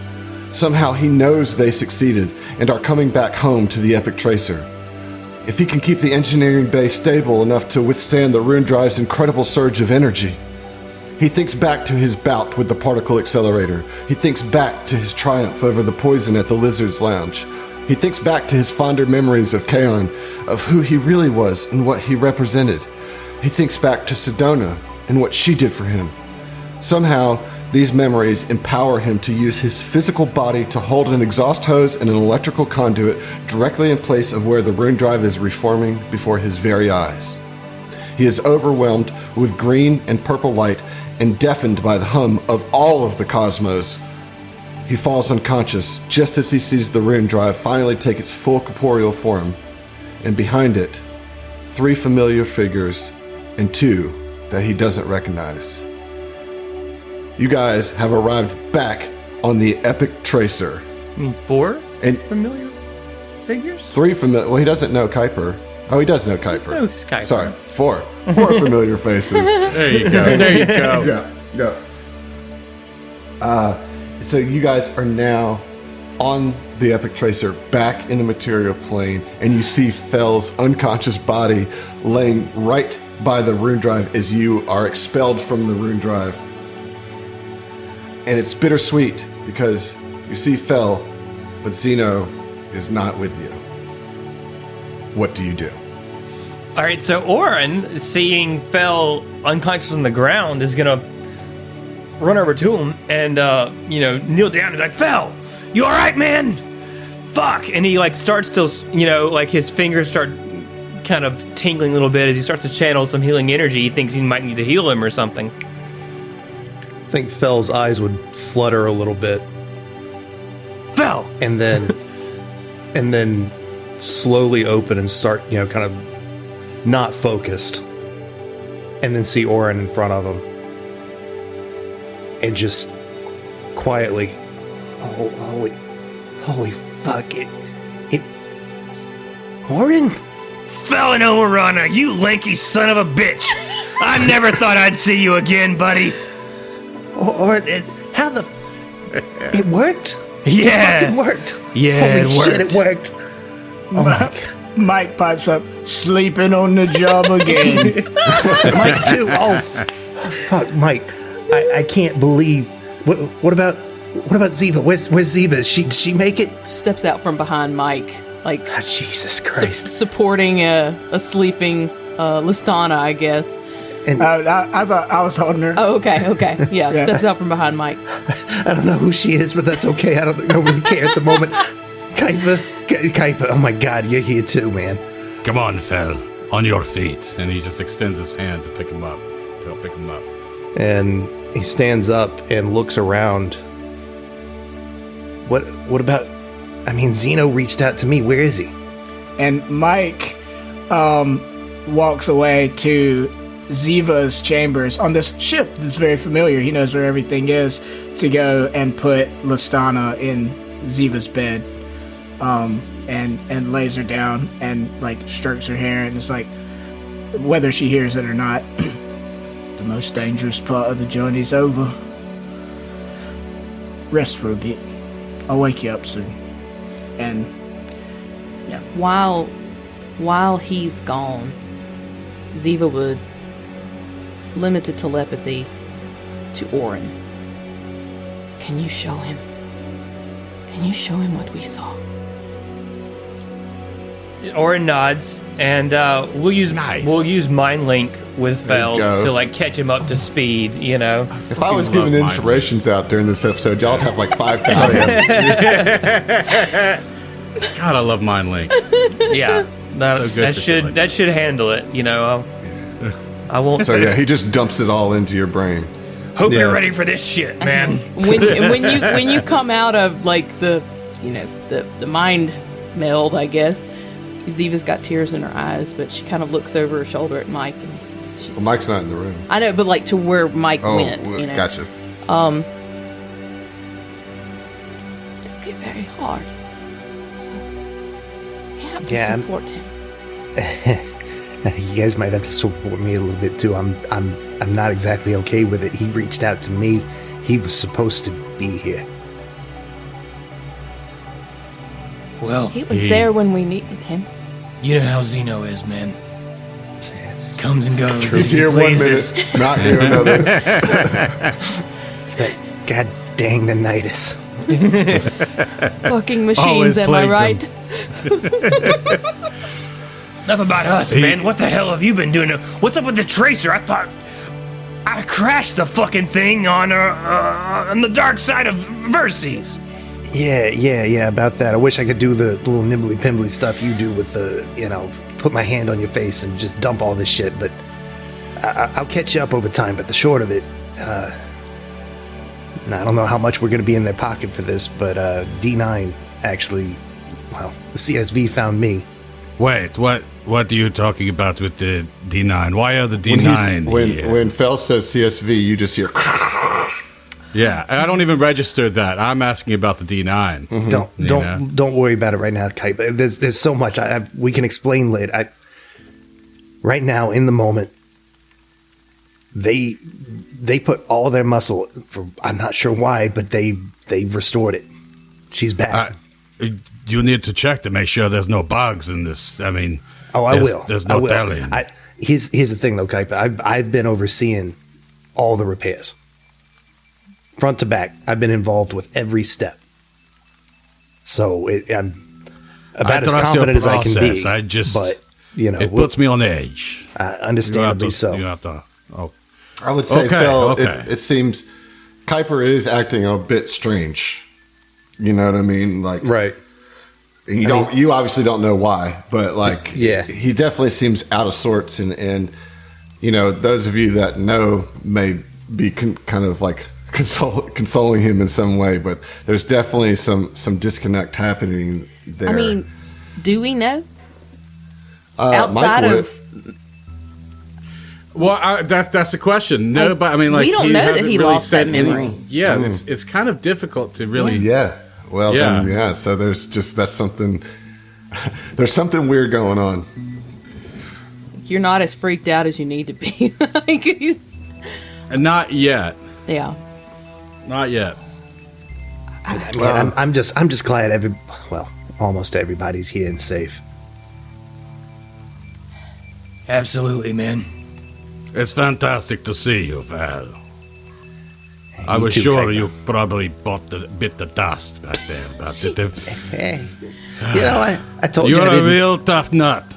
Kuiper, I told you I didn't need that knife. I'm glad I didn't give it to you. Well, you tried. I did. But hell. Well, good on you. I'm glad to see that the ship is back in working order. But, yes. We need to get to the bottom of this DNA thing later, though. I think Mike comes out of the room after tucking our new friend in, and just silently walks up to Fel and puts his hand out to shake it. Phil ignores the hand and just goes in for the hug. Yeah, of course he There does. you go. Yeah, and Mike, embraces the hug harder than you would expect, or probably not. They just told you what happened, but just sobs for a minute or two, and doesn't say anything. He's just, that he's extremely glad that you made it, and that he's extremely sad that Zeno didn't, and that this is his release of both of those things. His job is done, right? He's focused on is getting everybody back and doing it in time to get you back, and he felt like he was gonna fail so many times, and this is the double-edged sword of his catharsis, you know? Well, in that embrace, Fel says quietly to Mike, "You did well, man. You did better than anybody possibly could have. And you're back. You're home. You're safe. You can relax." Mike falls asleep right there No, for 3 weeks. Business Mike- is all tuck it out. Mike just says, I'm back to one of my homes, but let's go home to Absalom." Yeah, we'll get going there. On that note, hey, Oren. Yeah. So, when you and Ziva got disappeared after all that with Kaon, I picked up Evelyn. But after the rest of the crew left and went to the Shadow Plane to chase after you guys, I had it. And I was trying to climb out of that damn place before they rescued me, and well, I lost damn near everything I was carrying, Evelyn included. So I'm so sorry, man. I know how much it meant to you. I wish there was some way I could make it up. I can't believe that. I'm sorry, Oren. So Oren kind of lowers his eyes for just a second, and then he'll, look back up and meet eyes with Fel, and say, "Man, the only thing that I care about made it out of that godforsaken pit. I'm glad you're all right, man. None of that other shit matters." Thanks, Oren. Yeah, and he'll give him another hug. Yeah. Bring him in close. Missed you, buddy. I miss you too, man.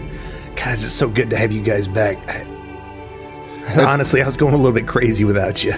At that moment, your communicator fires up, Fel, and you hear the voice of the CSV over the communications. Fel, is it alright if we come back in? There was a lot of commotion from outside here. Are you alright? Has everything been established? Have you done what you were trying to do? Yeah. It's and Fel tries to, push back the tears and the joy and just try getting back to business. Yeah, you guys come on in. It all worked. Everybody's okay. And you wouldn't believe what just happened and who's here. Mike frantically makes a group message through his space cell phone with everyone except Kuiper, which says, "Don't have time to explain. Kuiper lost all memory of CSV. Don't ask." Does Mike know that?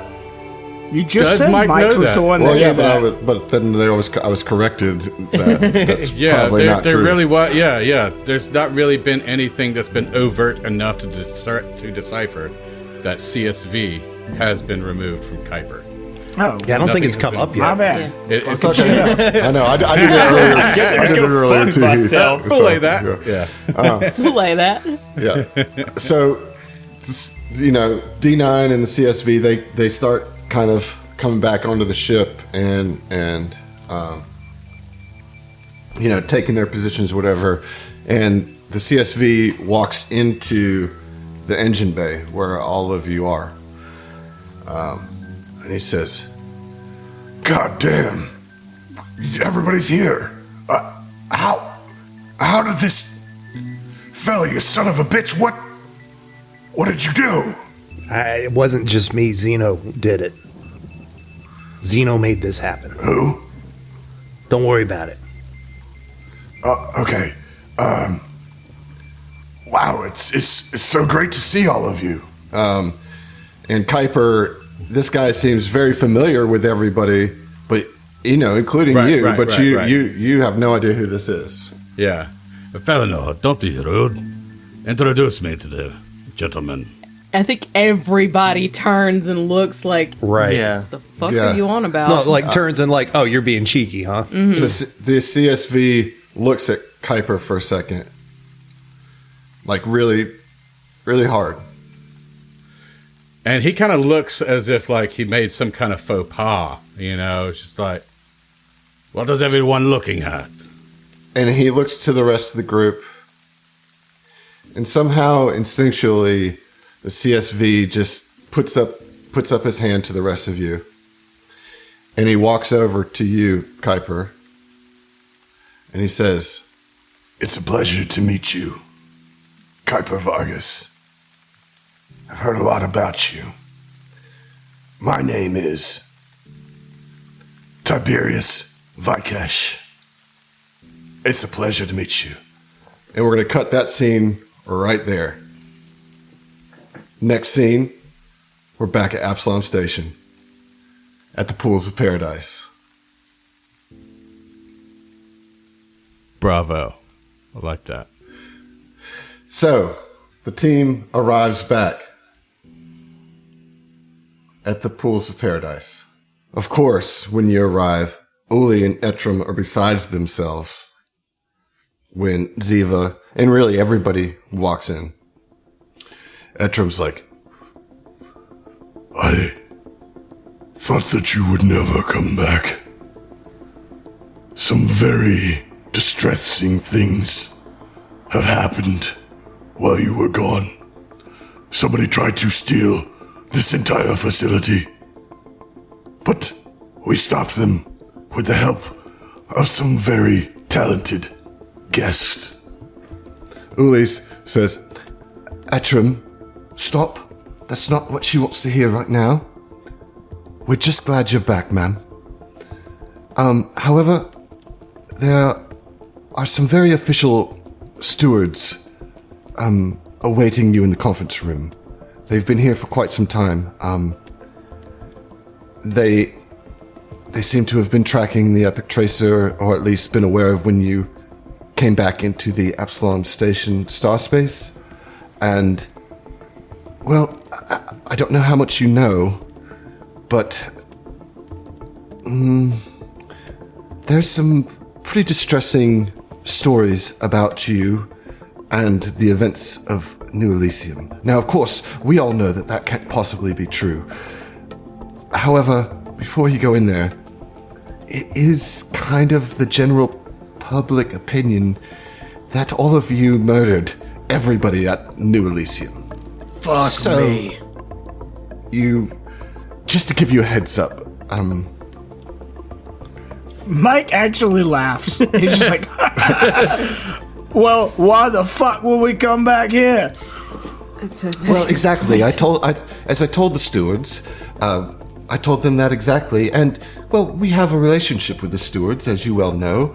I actually think this is just a formality, but anything that you could do to perhaps absolve yourself in the public eye would be quite well, because business hasn't been great here in the last few weeks, I must say. Yeah, I think I've actually got it covered. And Fel taps the base where his skull meets his spine, like where the exocortex is implanted. And you hear in your mind, "Oh, hi, it's me, Terry. What can I do for you, Fel?" Hey, Terry, buddy, you still, and this is all in his head, but Terry, buddy, you still got that footage from Talk's camera? Oh, of course, I watch it every night. It's one of my favorite videos. Oh, Terry. God, yes. That's a little bit disturbing there, buddy, but... well, yeah, I'm Terry 2.0. I've always been disturbing. Yeah, that's kind of what I like about you, but it also creeps me out. Right. Anyways. Right. Terry enough. Thanks, Em. But anyways, Terry, if you could go ahead and prep that for me to transfer it, I'm going to need to make copies. Oh, yeah, no problem. I got you, buddy. I'm in it with you. Get it? I'm in it with you. Oh, boy. Yeah, me, buddy. I got you. Yeah. Oh, God. While this... Yeah, go ahead. Yeah, no, while this was, they're having their internal monologue, dialogue, there we go. Ziva would kind of look at the rest of the crew and say, "Let's go sweep up this last bit of dirt, and we can be done with this. Uli, Etram, everything is fine, I assure you." Mike kind of steps up and I imagine is holding the hand of Listana because we brought her here. And he turns and he says, "Little mother, Uli, would you mind settling our new friend into a room? This is Listana." Oh, but of course, Mike. Hello, Listana. It is a pleasure to meet you. My name is Uli, though they call me Little Mother. Please, come with me. And I imagine she's got Mike's engineering kit and is just like playing with it distractedly, As they head off, she would say, "Etram, if you could procure a science kit and any other necessary items that Listana requests." And some whale polyps. Sure. Yes, I will make sure that she gets some snacks, and yes, I will find an appropriate science kit for our new guest, Listana. I think you will love it here. We have everything you could possibly hope for, including a giant pool. Would you like to go swimming? And so she takes her off, and Etram escorts you to the conference room. Okay. Of course he does, right? And so you guys go ahead. Sorry, I was just quickly going to say, I imagine Mike caught the weird look about the whale polyps from Ziva, and he turns and is like, "What? Little human girls don't like whale polyps?" I guess we'll learn. Whale polyps, you part worlders have the weirdest types. I prefer the succulent paste myself. Yeah, so yes. Succulent paste on the whale polyps. That's the one. I'll do it. You make All a right. sandwich. All right. So you guys go into the conference room, and you see your contact from the stewards there, who's actually representing the stewards, which probably puts your mind at ease a little bit. And Tiffany is in there to take notes as you're kind of, to make sure she's got everything in order for your side of the case. And the steward, she asks you to sit down. She's like, "Please, have a seat. Unfortunately, we have some bad business that we have to take care of, and I would like to clear this up. It is very distressing, but I am hoping that you can fill in a few gaps for me, and we can wrap this up." And so she invites you all to sit down at the conference table. Yeah. We And sit? Yeah. Mike catches eyes with Tiffany, and I imagine she's like elated at first and then like worried because they seem like they're in trouble, and he just like calms like it's okay. You know, kind of non-verbally, like, don't worry about it, I- and winks at her. I assume Fel would have mentioned out loud, like, I got this footage. Like, Yeah, he Okay. said that to the group. okay, Yeah. just making sure. So the steward says, "All right. Well, you were all at New Elysium during the tragic events that happened there. Yes? Please answer directly, for this is all for the record." Yeah. You know, there's a bunch of cameras pointing at you. This is a straight up disposition, or deposition, I mean. Deposition. My disposition is a little not great right now. Yeah, I'll tell you. Oren looks so Surly. over Orny? this shit, like so above this like bullshit interrogation by the This stewards. bureaucracy bullshit. Yeah. Oh man, I imagined like flashing cameras everywhere. Yeah. Well, no, And it's my- not like there's no press in there. I'm just saying you got a couple Oh, video okay. cameras like they do in depositions where it's like Okay. recording it for the all right, record. all right. I'm Right. glad. Right. Yeah, All right. that So, was- so, so so the question Mike- is, were you there? So Mike says for the group, noticing most of them are really not excited about being here. He looks at all of them and looks back at the steward and says, "Yes, sir, we were." Her. It's a her. Oh, yes, ma'am. I'm sorry. I've had a lot of concussions, He's you been know. very concussed lately. No offense, man. Yes. And this was due to an invitation by the Paradise Resorts. Yes. Correct. Yeah, that's correct. Okay. And in your words, can you tell me what happened there and how it is that you are the only survivors of this incident? I believe we can do better than words. Felino. And at that, Fel, I suppose he'd be able to like interface with a device Yeah, there's a put it up on the holovid, on the holovid Yeah. directly from his exocortex. Yeah, if you Just imagine a projector. you just- from his head. if you just no, it's like a thing in the room. Yeah, if you just hell give this a watch. It's footage Yes. from when we were there. So you put it up, and she watches it, and you guys watch as she just experiences horror in seeing what actually happened, and then for a moment she sits in silence, and then she turns back to you all, and says,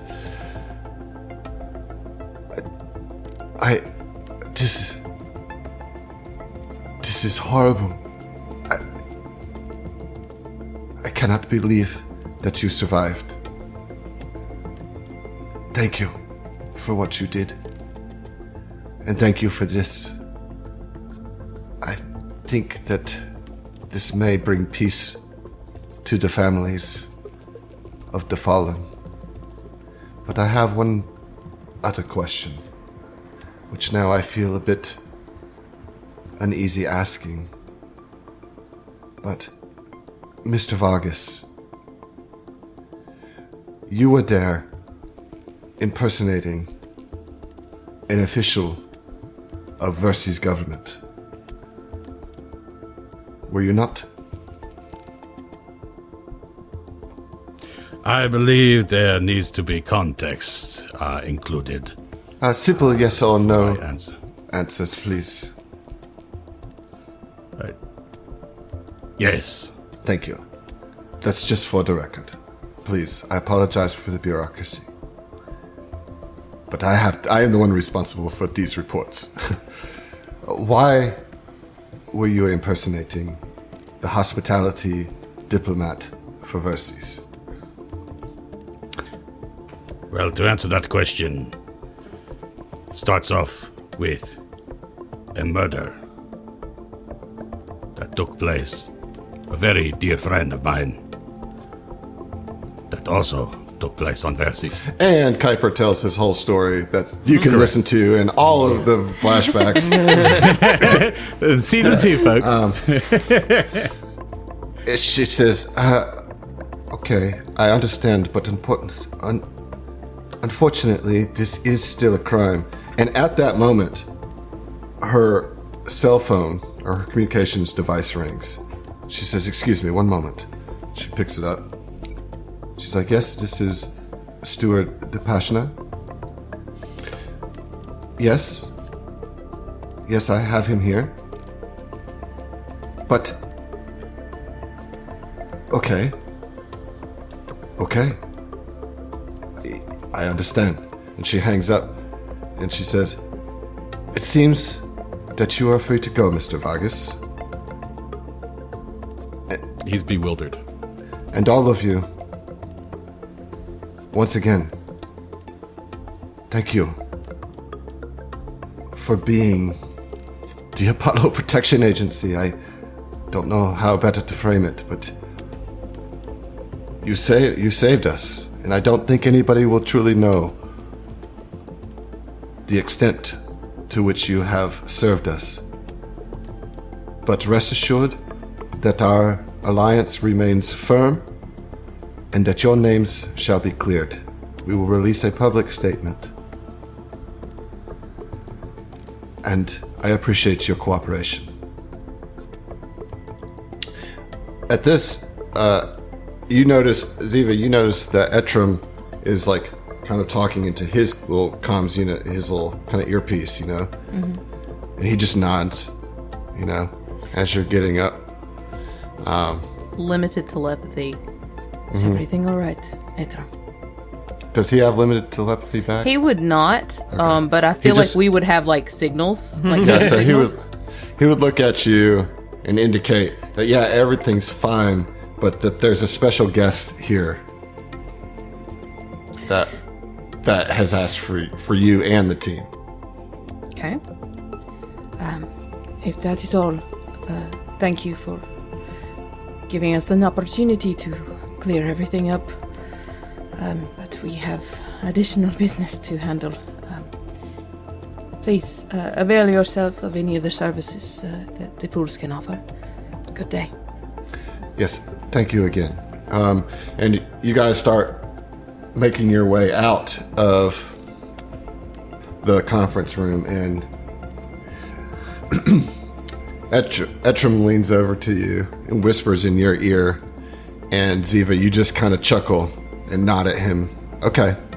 And you lead them to one of the lounge areas. We lead the whole group to one of the lounge areas. And when you guys when she pulls the curtain back, oh my God, it's my fellow baby! Oh You're my here! God, no. I can't believe it! You're here! I can't believe it! Oh my goodness! Martha, calm down. It's just fell.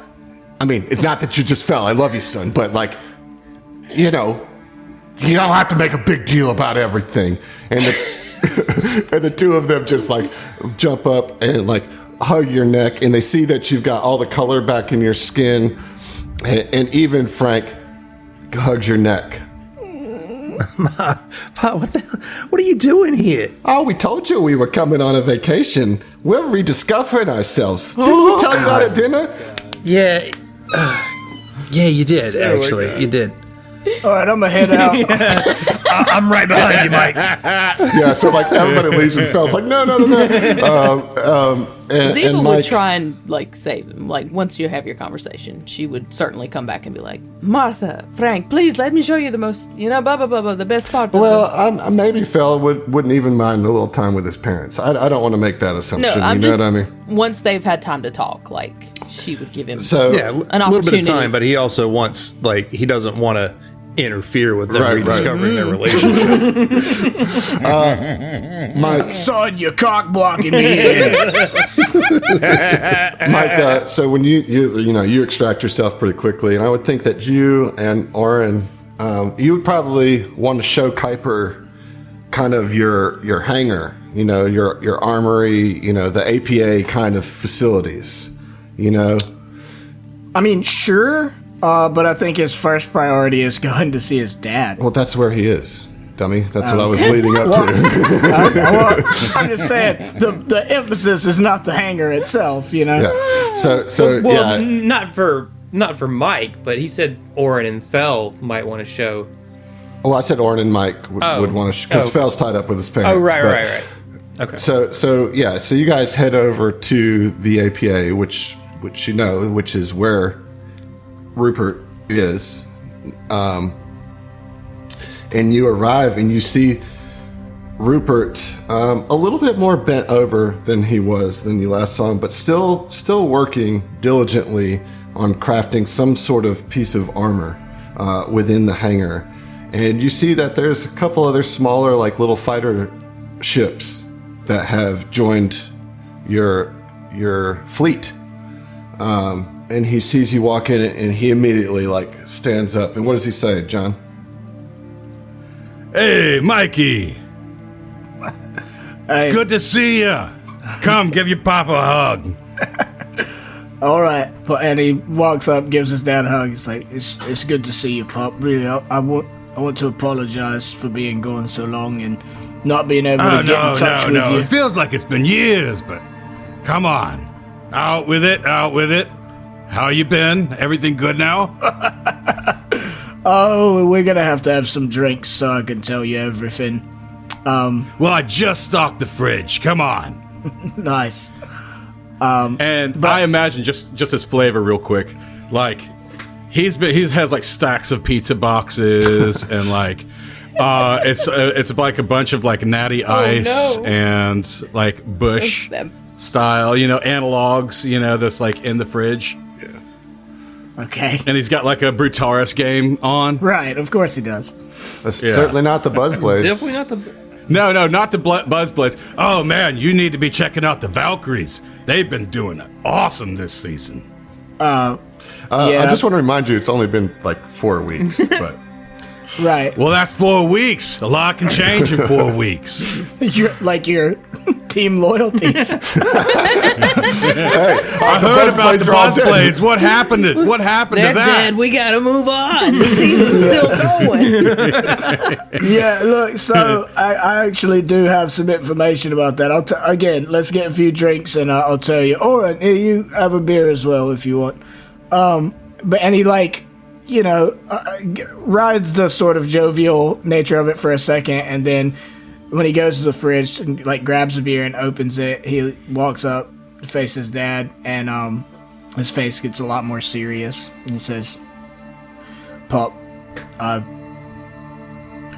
really glad to see you, and in all seriousness, I'm sorry that I was gone, and after we had just kind of got back to being around each other. I love you, Pop. It's been a rough few weeks." Hey, son, what happened? And Mike tells him the last 100 episodes of what happened. Yeah. Okay. Well, look, I've got like one more scene after this. So is there anything that you guys want to do in this epilogue before I kind of wrap this all up?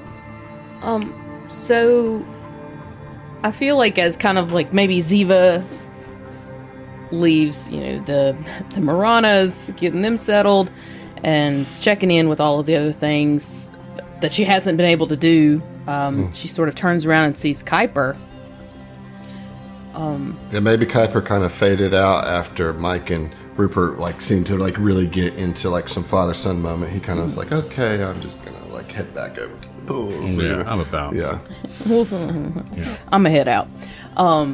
But she would approach him and say, "Kuiper, I feel that everyone else has something that might be calling them after our journeys, but I don't know. Where are you off to? What's your next move?" Well, I was thinking about checking out the bounty board here and see about, seeing what bounties wherever the wind takes me, or I might just go back to Vescarium. I'm not sure. I haven't quite made a decision yet. Well, and she kind of looks over her shoulder at where maybe Etrim and Uli are sort of catching up on some of the things that she's brought to their attention, or vice versa. I don't know if it's something that you would be interested in, but I would be more than happy for you to stay on here at the pools for a while. Maybe catch your breath. It's after all, we didn't get the vacation we were all anticipating. And if you're looking for something a bit more practical to do, perhaps you could join us here at the pools for a position. And Kuiper is kind of looking everywhere, but like not anywhere in particular. And he's just like, scratching his chin, his tuft. And, well, I suppose getting my feet wet, if you pardon the pun, wouldn't be such a bad idea. You know what? I'll take you up on it. Sure, why not? Why not? I need to relax before. There's nothing that's pressing. Sure. And Ziva looks around one more time. She sees that Uli and Etrim seem to have everything in hand. She says, You know what? I could do with a little relaxing myself. Please, let me show you the best of the pools. After you, madame. yeah, they would go And she chill. leads you down to the dungeon. No. What are you doing, Ziva? Listen, our safe word is sea cucumber. We don't have this word in the You Vescarium. better learn it. No, that is not where we go. Yeah. All right. Well, anybody else? I think we covered pretty much all the bases here. We still have damn, how interviews much to do, more so- we need to do, bro? Right. We got one more thing I want to do. So, some time has passed. You guys are kind of getting resettled in, and I think that Orn and Phil might one day, within a week or so of being back, just take the Epic Tracer for a joyride. Just to get out in the sky, out in space, see the stars.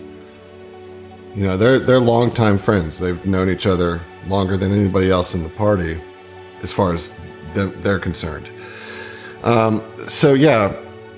Arn and Fel are enjoying the Epic Tracer's nimble flight and just being back in each other's company. There is still the trauma of the shadow corruption lingering over them, but out here among the stars, it almost feels like old times before they were introduced to Madame Ziva in the Apollo Protection Agency and had to deal with the Aslanti and the shadow corruption. A rare smile breaks across Oren's face as he performs a particularly challenging new pilot maneuver.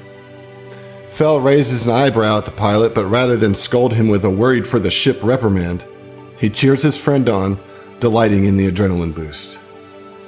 Oren brings the Tracer's engines down and allows the ship to just drift for a moment, taking in the beautiful silence of the galaxy that surrounds them. He knows he's got to go back to that temple and bring it back into the light of Ibra, but for now, he is just glad to have the yoke of the Tracer in his grip and his friend sitting next to him. The silence is abruptly broken by a notification chirp on the ship's console.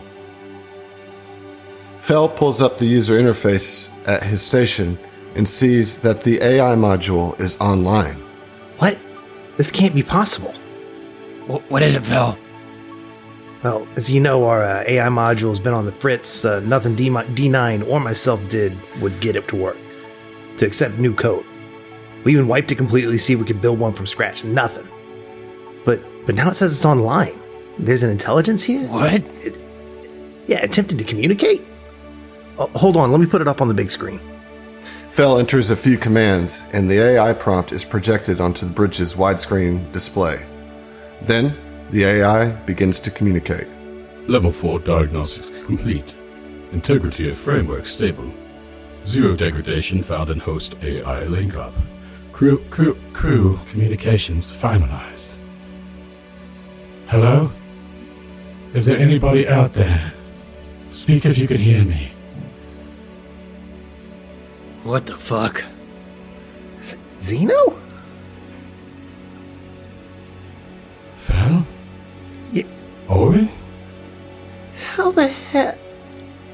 Orin, this can't be real, right? This has got to be some type that's not possible.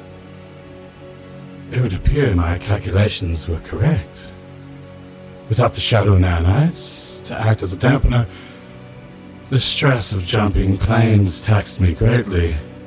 By all accounts, though, material communication and interfacing should not be possible. I need to review something. One moment. And The lights dim and flicker as Zeno runs through mountains of data in seconds. how peculiar. This syntax, these logs, are eerily similar to those of the rune drive, but there are strings here that are less organized, more organic. These strings feel familiar. If I'm parsing these logs correctly, along with my understanding of information theory, it would suggest that my consciousness, or rather my data stream of consciousness, was irrevocably entwined with Orin and Ziva's. Our experience within the rune drive must have altered its configuration, and perhaps rewrote what we know about existence itself. I think I am here because you and Ziva were there. I can't begin to fully comprehend it at this juncture. I need more time to determine all unknown values, but suffice it to say, the rune drive is the means of my ascension. I am Xenophony 7. And we'll see you. What? Bitch!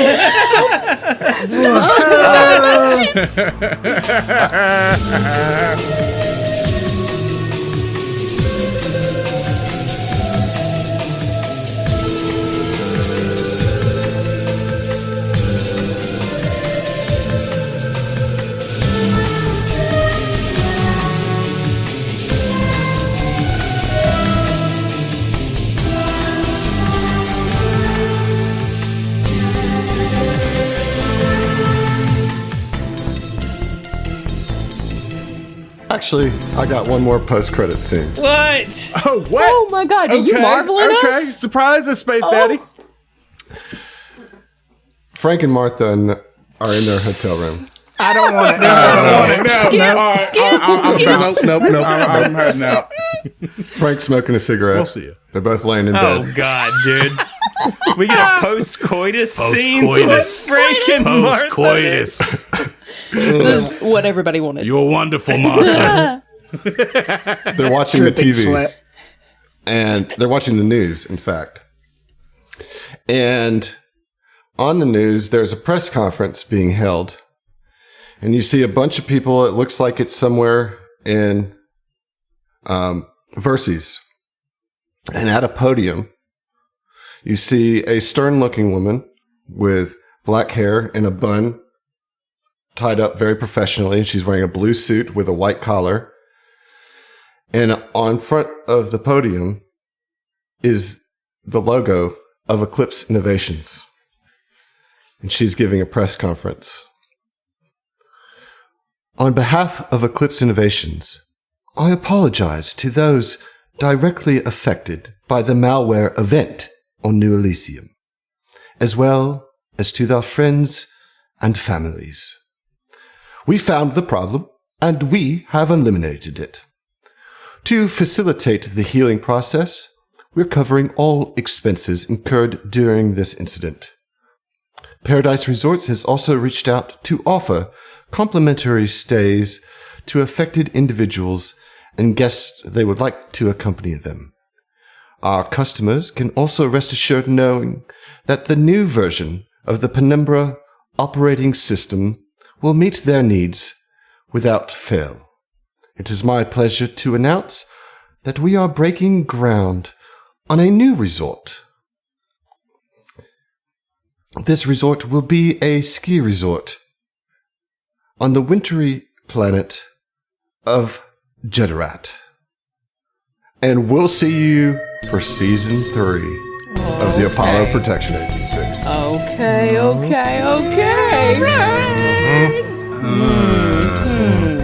Complimentary stage. I'm gonna have to pass on that one, I'm afraid. Yeah. Yeah, hard pass. I'm gonna head out. Also, they fixed it? Yeah. Fuck that.